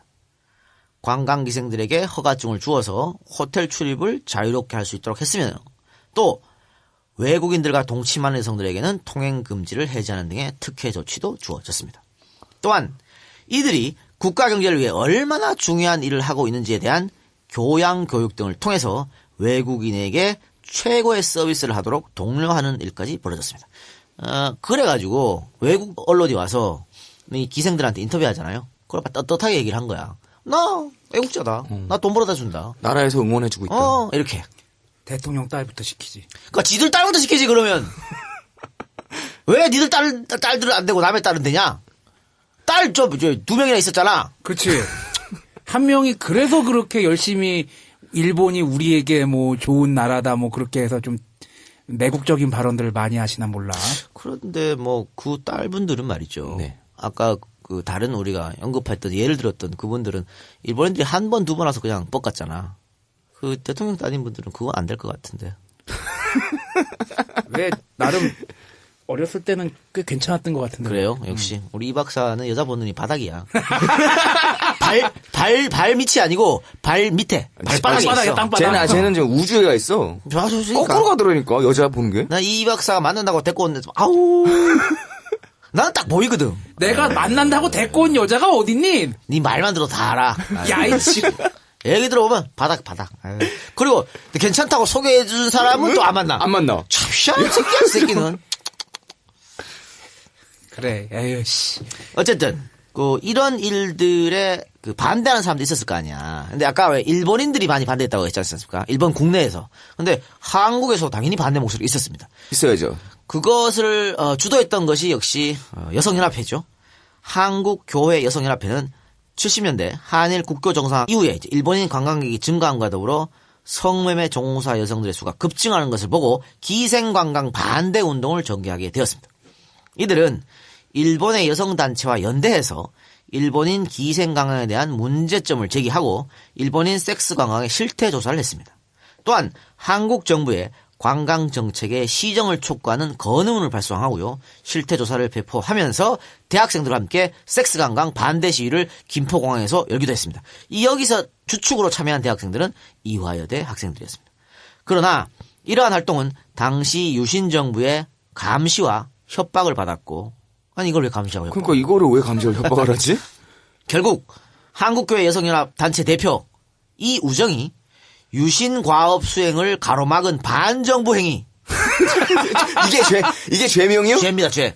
유신 과업 수행을 가로막은 반정부 행위자로 간주돼서 연행되는 결과를 초래하게 되었습니다. 이를 계기로 이들이 수행했던 운동 자체는 소강 상태에 빠져들 수밖에 없었다라고. 이게 반정부 얘기면은 세작은 미풍양속 위반으로 바로 잡혀가야 돼. 그러니까 정말 법도 없던 무법천지에 아니 이번에 무슨 뭐 보수 언론을 비롯해서 새누리당에서 이번 걸기대 갖고 무슨 무법천지라고 하잖아. 무법천지는 박 대통령의 아버지가 하신 이런 것들이 무법천지예요. 야 이게 어떻게 반정부 행위라고? 또 중앙정보부는 이우정에게 반대 운동을 하지 않겠다는 각서를 받아내려고 이우정과 몇몇 대표자들을 잡아들였지만 이우정은 난 절대 못 쓴다. 가난해도 좋다. 세탁기 안 쓰고 손으로 빨아도 좋다. 우리나라 딸들을 팔아서 부자 되는 것 원치 않는다라고 말하면서 끝내 각서를 쓰지 않았습니다. 박 정권은 그러한 강압책과 더불어 회유책도 함께 썼는데요.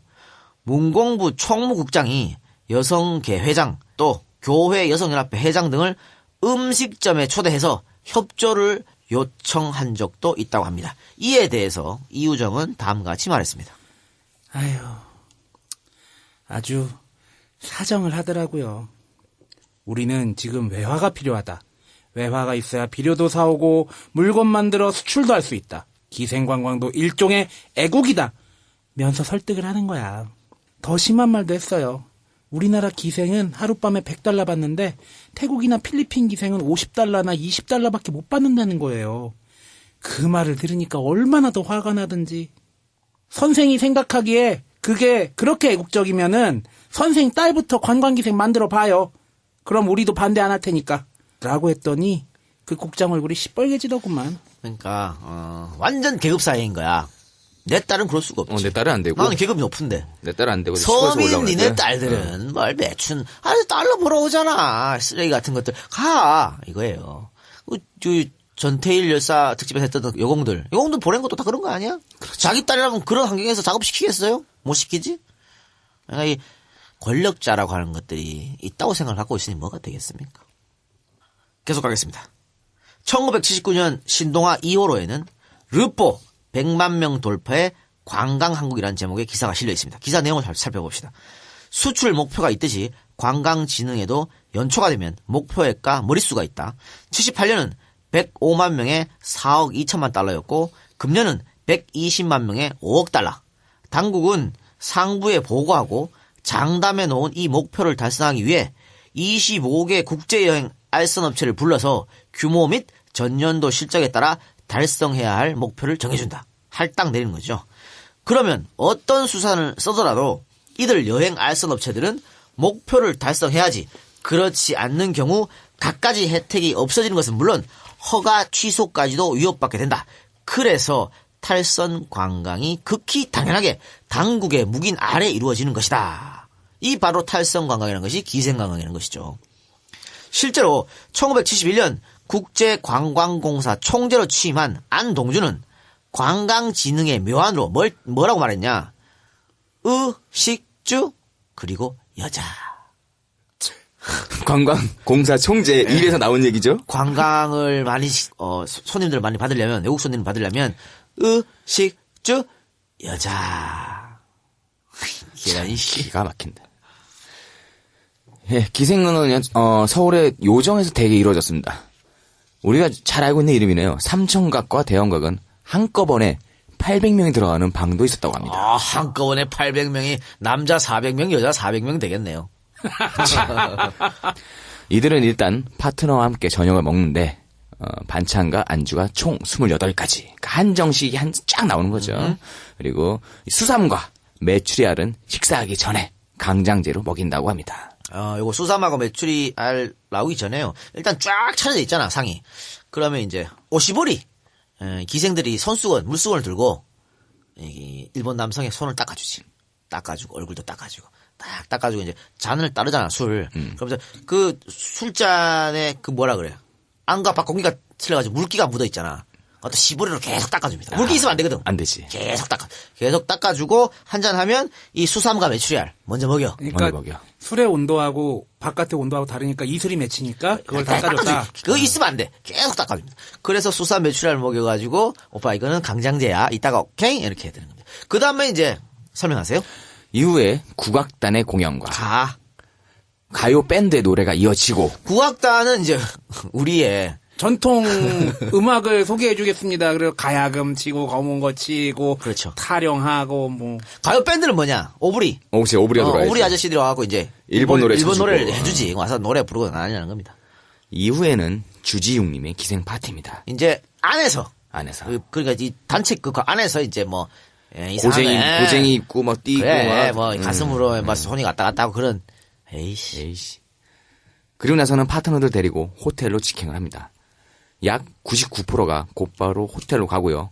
1%는 현지처의 집으로 간다고 합니다. 그리고 이 99% 가운데 또 현지처가 탄생을 하겠지. 그렇죠. 네, 그렇죠. 계속 도매처럼 그렇게 되는 거죠. 자, 그러면 매춘 여성들은 얼마만큼 돈을 벌었을까요? 일본인들이 이 여성들에게 준 화대는요. 여행사 커미션, 호텔 통과세, 밴드 악사비, 요정 종업원 팁, 버스 운전사 급료, 요정 지배인, 접대 화대, 마담 거, 호텔 객실 담당의 팁, 교통비 등의 무지막지한 중간 착취자에 의해서 거의 착취를 당하고요. 손에 쥐는 거는 거의 생계비도 될까 말까한 정도에 불과했습니다. 대부분의 경우 총 수입의 80%를 중간 착취당했고요. 정부는 화대 착취 구조까지도 묵인을 했습니다. 이거 사실 요즘은 말이죠. 업주하고 아가씨 반반이잖아. 직거래하지. 50대 50이야. 아 그래요? 요즘은. 잘하네. 그거야 뭐 다 기사에 나온 건데 뭐. 아 그래요? 50대 50인데 야 이때는 거의 80% 뺏어갔네. 나쁜 새끼들. 1979년에는 1인당 화대 6만 원 중에 만 원을 받았고요. 1980년대 말에는 18만 원 중에 2만 원을 받았다는 증언이 있을 정도였습니다. 6분의 그리고 6분의 1, 9분의 1이네. 여기에서 또 정부로 올라간 또 상납금이 있지 않았을까라는 생각도 들어요. 아까 그 중간에 이렇게 항목을 많이 넣었다는 건 업자들 있잖아, 업자들. 다 튀겨서 올리는 거 아니야. 그 업자들이 관광업자들이 아까 얘기한 특혜를 받았잖아. 그럼 또 올려야지. 와이로가 은혜를 갚아야지. 아유, 너무나 당연한 거야. 은혜를 갚지 못하는 사람 얼마나 나쁜 사람이라고 생각하는 그 사람들은 이제 사람들이었어. 다음에서 잘리지. 응. 그런 거죠. 뭐 당연히 뭐 와이로 세계는요. 뭐 당연한 겁니다. 그거는. 그 이제 박정희 정부 얘기 나왔는데 여기서 또 다른 증언을 제가 소개해드리면요. 우리 방송에 자주 언급했던 문명자 여사 있지 않습니까? 네. 문명자 여사가 증언한 건데 왜 그 김대중 사건 터지고 나서 김종필이 특사로 가가지고 단학가한테 3억엔 갖다 당겨가서 못 마시겠다 그랬잖아. 네. 근데 김종필은 맨손으로 갔고 직접 돈을 준 사람은 김종필이 아니고 대한항공의 조중훈이다. 하늘과 느끼 사랑을. 그렇죠. 이런 얘기를 했습니다. 직접 비행기 타고 가셨겠네. 그렇지. 자, 그런데 이건 문명자만 주장한 게 아니고요. 다나카 수상의 후원의 회장인 기무라 히로야스 국회의원도 했었는데 이 사람도 똑같은 폭로를 했습니다. 히로야스는 일본의 잡지 문해춘추 2001년 2호를 통해 갖고 어떤 말을 했냐. 필자는 이병희 씨를 먼저 총리가 기다리는 응접실에 들어가게 한 후 층계 밑에 놓았던 종이 가방을 가지러 갔다. 들어 올린 종이 가방은 꽤 무거웠다. 종이 가방 하나에 분명 2억엔은 들어 있음직했다. 필자는 응접실의 미닫이 문을 열고 방에 들어가서 종이 가방을 입구 바로 옆에 내려놓았다. 이렇게 증언했고 계속 보겠습니다. 이병희 당시 무임소 장관은 김종필이 방문하기 직전에 다나카를 방문했는데 그때 이제 다나카를 만난 것이죠. 자, 기무라 씨의 증언은 계속됩니다. 이병희는 긴자의 고급 음식점으로 기무라를 불러내서 다나카 수상과 자신의 독대를 부탁했는데 그 자리의 상황을 다음과 같이 폭로했습니다. 더욱 놀라웠던 것은 그곳에 한복을 입은 기생이 대여섯 명 대기하고 있었던 것이다. 접객 대상은 필자와 호스트인 이 씨 두 사람뿐이었다. 양쪽에서 시중을 든다 해도 남아돌 판이었다. 하하. 일본에 이런 기생이 다 있습니까? 하고 물었더니 이병희는 아무렇지도 않은 듯이 아니요. 한국에서 내려왔습니다. 라고 대답했습니다. 그러니까 2억엔하고 같이 5명을 하늘과 듣기 사랑을 싣고 간 거야. 뭘 타고 왔겠어? 그거 타고 대한항공 갔지. 타고 왔지. 뭐 광부 연락선 타고 왔겠어? 조정훈이 특별기를 그치. 야 기생들 태워서 보내. 그래 얼마나 창피스러운 일입니까 이게. 특별기를 이용해갖고 5명의 기생을 한복 입혀가지고 일본인 갑자기 영화 내부자들 생각난다. 창피한 일이죠. 이런 일도 버젓이 있어. 이거는 뭡니까? 기생 관광이 아니고 출장 기생 관광 되겠습니다. 그치. 국가에서 이렇게 주도를 했는데 당연히 뭐 나머지는 뭐 우리가 말할 필요도 없겠죠. 그리고 또 한 가지 좀 이거는 굉장히 씁쓸하고 슬픈 얘기인데 독립운동가의 딸이 이 현지처 일을 한 사례가 있습니다. 소개시켜드릴까요? 독립운동가 박영선 장군이라고 계십니다. 조선혁명군 사령관 양서봉의 비서로 일본군과의 전투에 참가한 사람이지요. 양서봉 김일성 특집 한 것 같은데. 1935년에는 중국 국민군 제2집단군에 입대해서 계속 중국군에 복무하면서 항일전에 참전하였고요. 광복할 때는 중국 국민군 구국군 독립 제1사단 사단장까지 활동했던 그렇게 대단한 독립군이었습니다. 그리고 광복 후에는 국군 준비사령부 사령관으로 건군에 이바지했고요. 반민특위 때는 반민탐정위원장으로 활동했습니다. 이후에 독재에 대한 항거도 굉장히 많이 하셨죠. 그러니까 우리 정부는 그의 공헌을 기려서 1990년에 건국훈장 애국장을 수여했죠. 그런데 이분이 이승만의 친일 청산 방해로 1950년대 이후부터 폐인생활을 합니다. 그러니까 반민특위 위원장이었잖아. 반민탐정위원장. 그런데 이승만이 반민특위 싫어하잖아. 그러니까 저걸 착살내야지. 이후로 폐인이 됐어요. 그래서 이승만이 먹고 살게 해주겠다면서 여러 가지 직책을 제안했으나 친일파 정부에서 일할 수 없다면서 모두 거절한 아주 지조 있는 독립운동가죠. 이분이 자식을 9명을 뒀는데요. 폐인생활을 했다 했지 않습니까? 이 이후로 툭하면 음주와 폭언과 폭행을 일삼으면서 가정은 전혀 돌보지 않았다고 합니다. 그래서 엄마가 자식들이 있을 때 낌새가 이상하다 그러면 얘들아 산으로 도망가 그래가지고 다 산으로 도망갔대요. 그러니까 아내도 때리고 아이들도 때리고. 그래서 거기 남아있는 아내 그리고 아이들이 있으면 그 술 취해가지고 들어간 이 독립운동가가 애들 막 때리고. 그러니까 이게 뭐 물론 아내나 아이한테 자신의 분풀이를 하는 건 아주 잘못된 일이지만 이 사람의 속마음이 아마 정말 까맣게 탔을 거야. 그치. 그렇게 목숨 걸고 항일 운동하고 그랬는데. 그러니까요. 그게 독재자들에 의해서 이렇게 꺾여버리니. 자, 그러니까 모두 11식구잖아요. 자식 9명이니까. 근데 11식구가 정말 찢어지게 가난한 생활. 천막 안에서 생활했다니까. 당연히 자식들 중에 중학교 이상 공부한 사람은 유일하게 5째 딸이었던 박명아가 유일했답니다. 한 명뿐이었다고 합니다. 박명아는 결혼이 지긋지긋한 가난으로의 유일한 탈출길이다. 이렇게 생각하고 평소 자신을 흠모하던 친구 오빠와 일찍 결혼을 했습니다. 근데 참 이게 또 웬 운명의 장난인지.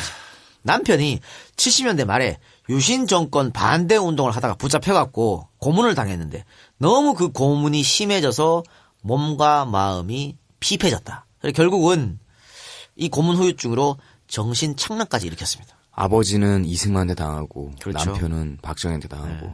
어떤 정신 착란이냐. 갑자기 내 귀에 도청장치가 있다. 뭐 이런 이야기도 하고. 그래서 또 혹은 또 뭐 자기 아내 보고 야 너 경찰에 끈앞을 이러면서 죽이기도 하려고. 그래서 도저히 참을 수 없어서 결국 남편을 정신병원에 입원시켰는데 이제 먹고 살 게 없잖아요. 자기 자식들도 있고 또 동생들 쫙 있잖아. 네. 이 동생들을 먹여 살려야지. 그치. 학교 보내야지.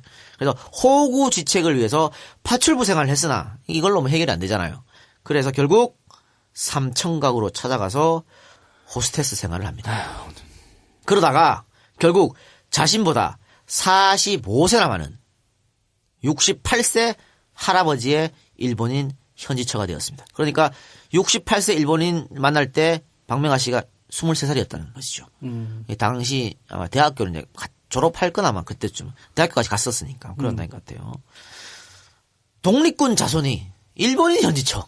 야, 이런 어떤 역사의 불장난이 어디 있습니까? 그렇잖아요. 참 슬픈 일이에요. 아버지는 일본인들 깨부수려고 그렇게 노력했는데 그 자식이 생활고 때문에 일본인 현지처.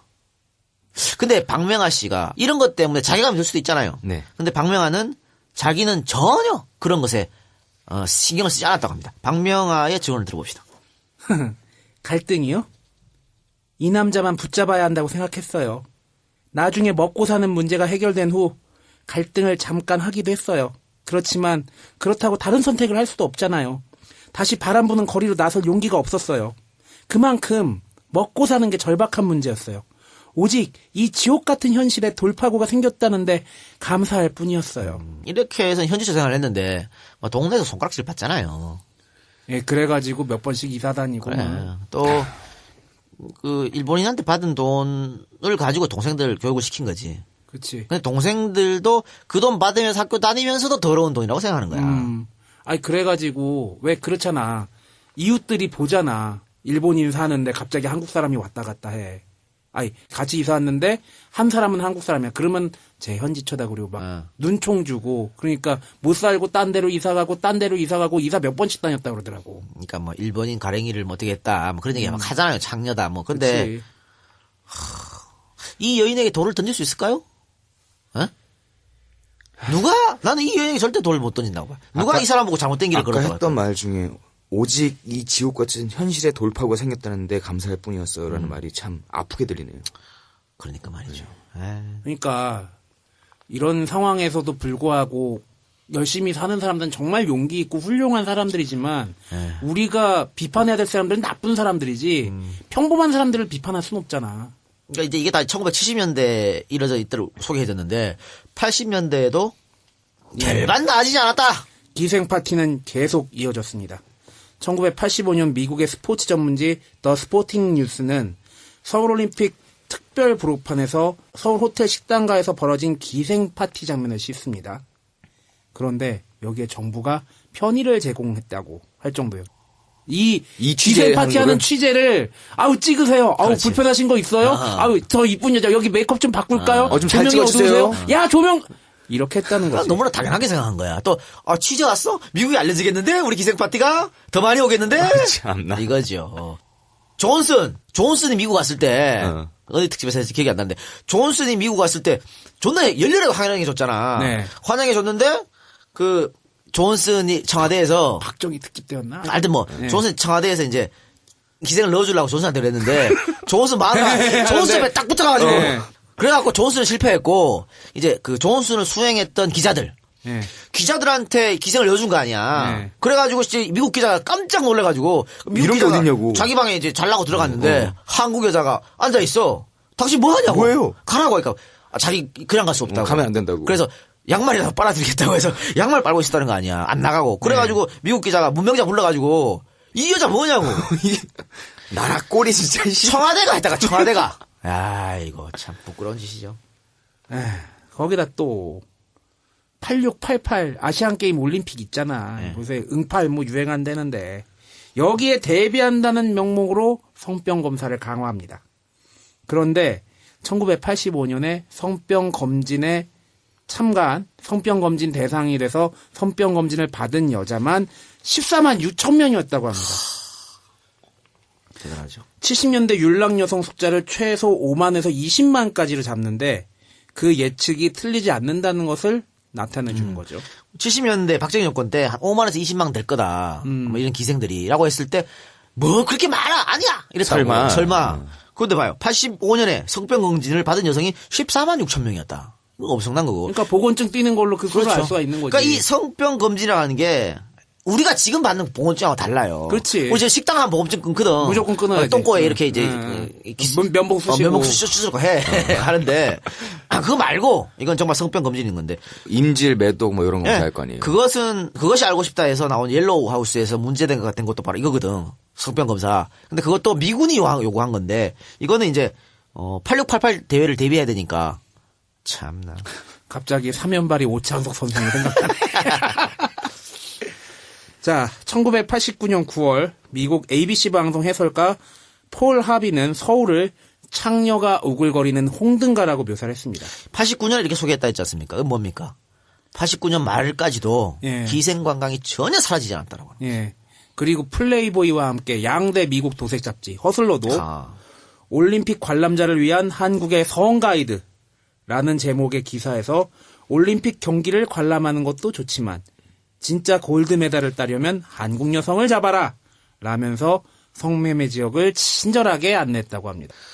야, 그 우리가 왜 뭐 좀 필리핀 이야기하면서 비하하잖아요. 거기가 뭐 섹스의 천국이니 뭐 어쩌고 20년 30년 전 우리나라야. 우리나라 얘기야. 이게 다 우리나라 얘기라니까. 참 답답하네.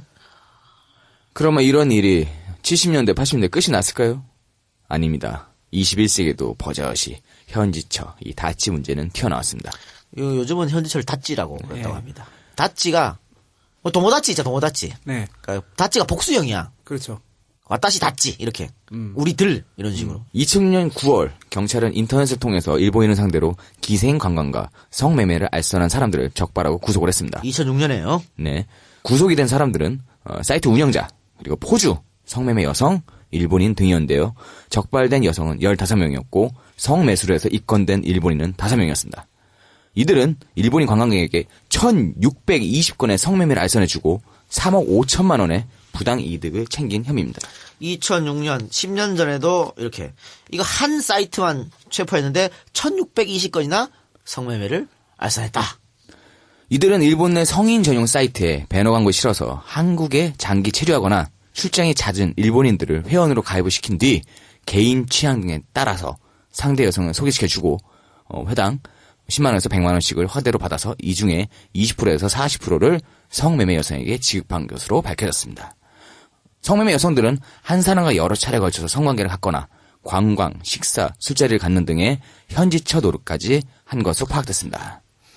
다음은 1호 서울 2008년 8월 24일 특집 기사입니다. 제목은 2006년에도 그런 일이 있고 2008년에도 역시 네, 있었습니다. 제목은 일본인의 한국 현지처 다찌의 세계. 일본인들이 처음 가라오케를 찾는 것은 대개 공식적인 회식 자리인 경우가 많다. 이런 식으로 한두 번 찾아오게 되면 자연스럽게 단골 손님이 되고 나아가 그 다음부터 개인적으로도 가라오케를 찾아오게 된다. 바로 이때부터 내밀한 관계가 시작된다. 다찌가 된다는 얘기죠. 다음은 이태원에 있는 한 가라오케 업주의 이야기입니다. 솔직히 서로 좋은 거라고 생각해요. 다찌를 하는 여성들은 몸 혹사하지 않아도 되고 술에 찌들지 않아도 되고 그래도 비교적 편안하게 돈을 벌 수 있잖아요. 집에서 밥 차려주고 이야기하고 데이트하고 잠자리 같이 해주면서 돈을 벌 수 있는 거 아닙니까? 술집에 가서 이 남자 저 남자 비위 맞추지 않아도 되고요. 일본인 남성들도 마다할 조건이 아니죠. 매일 새로운 여자 찾아다니면 뭐 신경전 버리는 것보다 안정되고 편안하고 익숙한 현지처가 더 좋기 때문이죠. 그리고 성매매하는 것도 한두 번이지. 다찌의 세계로 끊임없이 여자들이 뛰어드는 것 자체가 아마 바로 이런 이유 때문일 겁니다. 그리고 아까 언급했던 것처럼요. 이렇게 다찌가 점점 퍼져나가는 것은요. 이 성매매 특별법도 한몫했다고 할 수가 있습니다. 생각보다 소심한 일본인들이 2차라는 거를 꺼려하고 여기에 한국 여성들은 성매매 특별법을 빌미로 공식적인 2차는 못 나가게 돼 있습니다. 그러니까 결국에 탈출구는 현지처밖에 없다는 이야기죠. 그렇다면 다찌들이 현지처 생활을 하면서 한 달에 받는 돈은 대충 얼마나 될까요? 이는 개인적인 거래라서 정확히 알기는 힘들지만 대략 500만 원에서 1000만 원 정도로 알려지고 있습니다. 현지처를 구하는 일본인들이 대개 직장인이긴 하지만 말단 사원들이 아니라 임원이나 중역급이기 때문에 그 정도의 돈은 그들에게는 크게 부담스럽지 않다는 겁니다. 그렇군요. 2008년에도 현지처 문제가 있었다고 하는 것이고요. 다른 이야기 한번 해볼까요? 2010년 3월 29일 날 일본 이시가와현 가나자와시 후토마타초 도로면에 방치되어 있는 여행 가방 안에서 톱으로 목이 잘린 30대 여성의 사체가 발견됩니다. 머리가 없는 시신은 적어도 몇 주일 동안 가방 속에 담긴 채 버려져 있었던 것으로 파악이 되었습니다. 이어서 4월 1일 이누마 세이치라는 60살의 남성이 경찰에 자수했고요. 피해 여성이 광고를 통해 알게 된 한국인 성매매 여성이라고 밝혔습니다. 이누마는 금전적인 문제로 여성과 다툰 뒤 살해하고 톱으로 머리를 잘랐다고 자백했습니다. 피해 여성은 32세의 강씨성을 가진 한국인으로서 보통은 스나쿠에 시간당 2,000엔을 받고 일주일에 2-3번 아르바이트를 나간다고 합니다. 이 남성과는 스나쿠가 아니고 출장 마사지를 통해서 알게 됐다고 합니다. 그러니까 스나쿠는 스낵바의 일본 말입니다. 근데 2,000원밖에 안 주나 이거를? 원래 더 줘야 되나? 더 줘야지. 2,000원이 뭐야 스낵바인데. 왕년의 된조. 그러니까 이건 나보다 더 훨씬 적게 주는 건데. 내가 일하는 점장보다 훨씬 적게 받는 건데. 이거 좀 지방이어서 그런가? 아니 문제가 있네. 하여튼 그렇게 했는데 출장 마사지는 전화를 하면 일본인이 전화를 하면 여성을 골라서 그 여성이 이 남성의 집으로 가는 것이죠. 가서 이제 마사지 해주고 섹스까지 하는 그런 건데 거기서 알게 돼서 이제 무슨 문제 트러블이 생겨서 살해까지 이른 걸로 보입니다. 요미우리 신문은 일본 수사 관계자의 말을 인용해서 강 씨가 2005년 10월 나가도현에 살고 있는 한 일본인 남성과 결혼했지만 결혼 생활을 이어가지 못했다고 보도를 했습니다. 이후 강 씨는 오사카 시내를 거점으로 해서 나가노와 이시가와 도야마 등을 전전했습니다. 일본 수사 관계자는 살해 용의자와 알게 된 것은 지난해 봄이었으며 이후 개인적으로 연락해 개인적으로 만난 사이라고 보도했습니다. 이런 끔찍하고 엽기적인 사건이었지만 숨진 여성이 성매매를 했다는 이유로 교포 사회는 물론 한국에서도 별반 이슈가 되지 않았다. 이것이 문제점이죠. 이 여성의 관심 가져준 사람이 아무도 없었다라고 하는 거. 그러니까 아까 성매매 특별법이 실패한 정책이라고 말했지 않았습니까? 근데 성매매 특별법 때문에 일본으로 넘어가서 성매매한 여성이 정말 많아요. 정말 많죠. 이건데 뭐 셀 수도 없어. 파악도 안 돼. 뭐 스낵고 S대 그런 데 가서 엄청 많아. 엄청나게. 일본 뿐이겠습니까? 호주, LA 엄청 많다니까. 이 사람도 그런 식으로 온 사람이야 결국은. 그런데 숨진 여성이 성매매를 했다는 이유로 아무도 관심을 가져주지 않았다라고 하는 거죠. 그래서인지 이 강 씨를 살해한 이누마 세이치는 재판에서 살인죄가 아닌 상해 치사죄가 인정돼서 9년형을 선고받았습니다. 본인이 톱으로 잘랐다고 말을 했음에도 불구하고 살인죄가 아니야. 여기까지 하면 엄청나게. 그런데 그냥 9년형이야. 결국은 이 잘린 목을 발견도 못해가지고 한국 가족들이 일본에 가서 목 없는 시체를 화장했어요. 얼마나 억울합니까? 이렇게 되자 한국 정부는 2011년 6월 10일 주 니카타 총영상을 통해서 일본 검찰에 항소 포기를 제고해달라는 요청 공문을 보냈습니다. 그러니까 9년형을 선고받아서 항소를 해야 되잖아. 근데 일본 검찰이 항소를 안 했거든. 그러니까 야 그러면 안 되라고 공문을 보냈는데 문제는 연합뉴스가 취재를 해본 결과 정부가 보냈다는 공문은 딸랑 팩스 한 장. 그러니까 이게 국가 위신이 더 중요한 거지. 사람의 우리나라 영사관, 대사관 그래서 욕 많이 먹잖아. 그런 거 보면. 팩스 한 장이었고요. 이에 대해서 연합뉴스가 어떻게 된 것이냐 물어보자 우리 한국 정부는 팩스도 보냈고 우편으로 정식 공문도 보냈다라고 했지만 이 사건의 항소 기간이 10일까지였는데 우편 공문은 다음 날인 11일 날 도달했습니다. 그럼 뭐야? 공문 보내면 뭐하나? 이미 끝났는데? 장난치나? 이 정도로 자국민의 어떤 사건 관심이 없다는 거예요. 한국 정부가. 부끄러운 줄 알아야지. 여기에 대해서 대한변협 진상조사위원장인 양정숙 변호사는 검사장 결재까지 난 항소 포기 결정에 팩스 한 장으로 대응하는 것은 사후 약방문식이고 면피형이다. 욕 안 먹으려고. 그렇죠. 또 외교문서를 팩스로 보내는 것은 통상적인 절차가 아니며 법원이나 검찰에 보내는 서류는 우편 송달하는 게 원칙이다. 당연한 거 아니겠습니까? 그렇지. 그러니까 이게 억울하게 이렇게 살해당했는데 과연 일본에서 억울한 죽음을 당한 사람이 이 강씨뿐일까요? 아니에요. 밝혀지지가 않아서 그렇지 더 많을 거야. 밝혀진 것도 많아. 그런데 이런 비슷한 사건이 미국인한테도 있었고 다른 사람도 있었거든요. 근데 그 나라 사람들은 강력하게 정부부터 항의해가지고 다 잡았단 말이야. 우리나라는 그게 안 됐다고 하는 거지. 이러니 대한민국 정부가 큰 문제라고 할 수 있는 거 아니겠어요? 30년 전에는 정부가 나서가지고 그렇게 매춘까지 다 총괄을 하더니. 자, 아까 2006년 기사, 2008년 기사를 소개했지 않습니까? 아직까지 현지차 문제가 있다. 이것도 10년 전이라고? 그럼 최근 봅시다. 최근 어떤 2012년 기사, 뉴시스 기사 한번 보겠습니다. 일본인 관광객들이 대거 머물고 있는 명동 등에는 삐끼들이 전단지를 뿌리는데 그 내용은 호텔에서 한국 여대생과 함께 샤워하고 즐거운 시간을 보낼 수 있습니다. 라는 것이다. 삐끼들이 이런 전단지를 뿌리고 직접적으로 일본인한테 가서 그런 얘기를 해요. 한국 여대생이 있어요. 이렇게. 그러니까 여전히 이런 일이 지금도 벌어지고 있다고 하는 겁니다.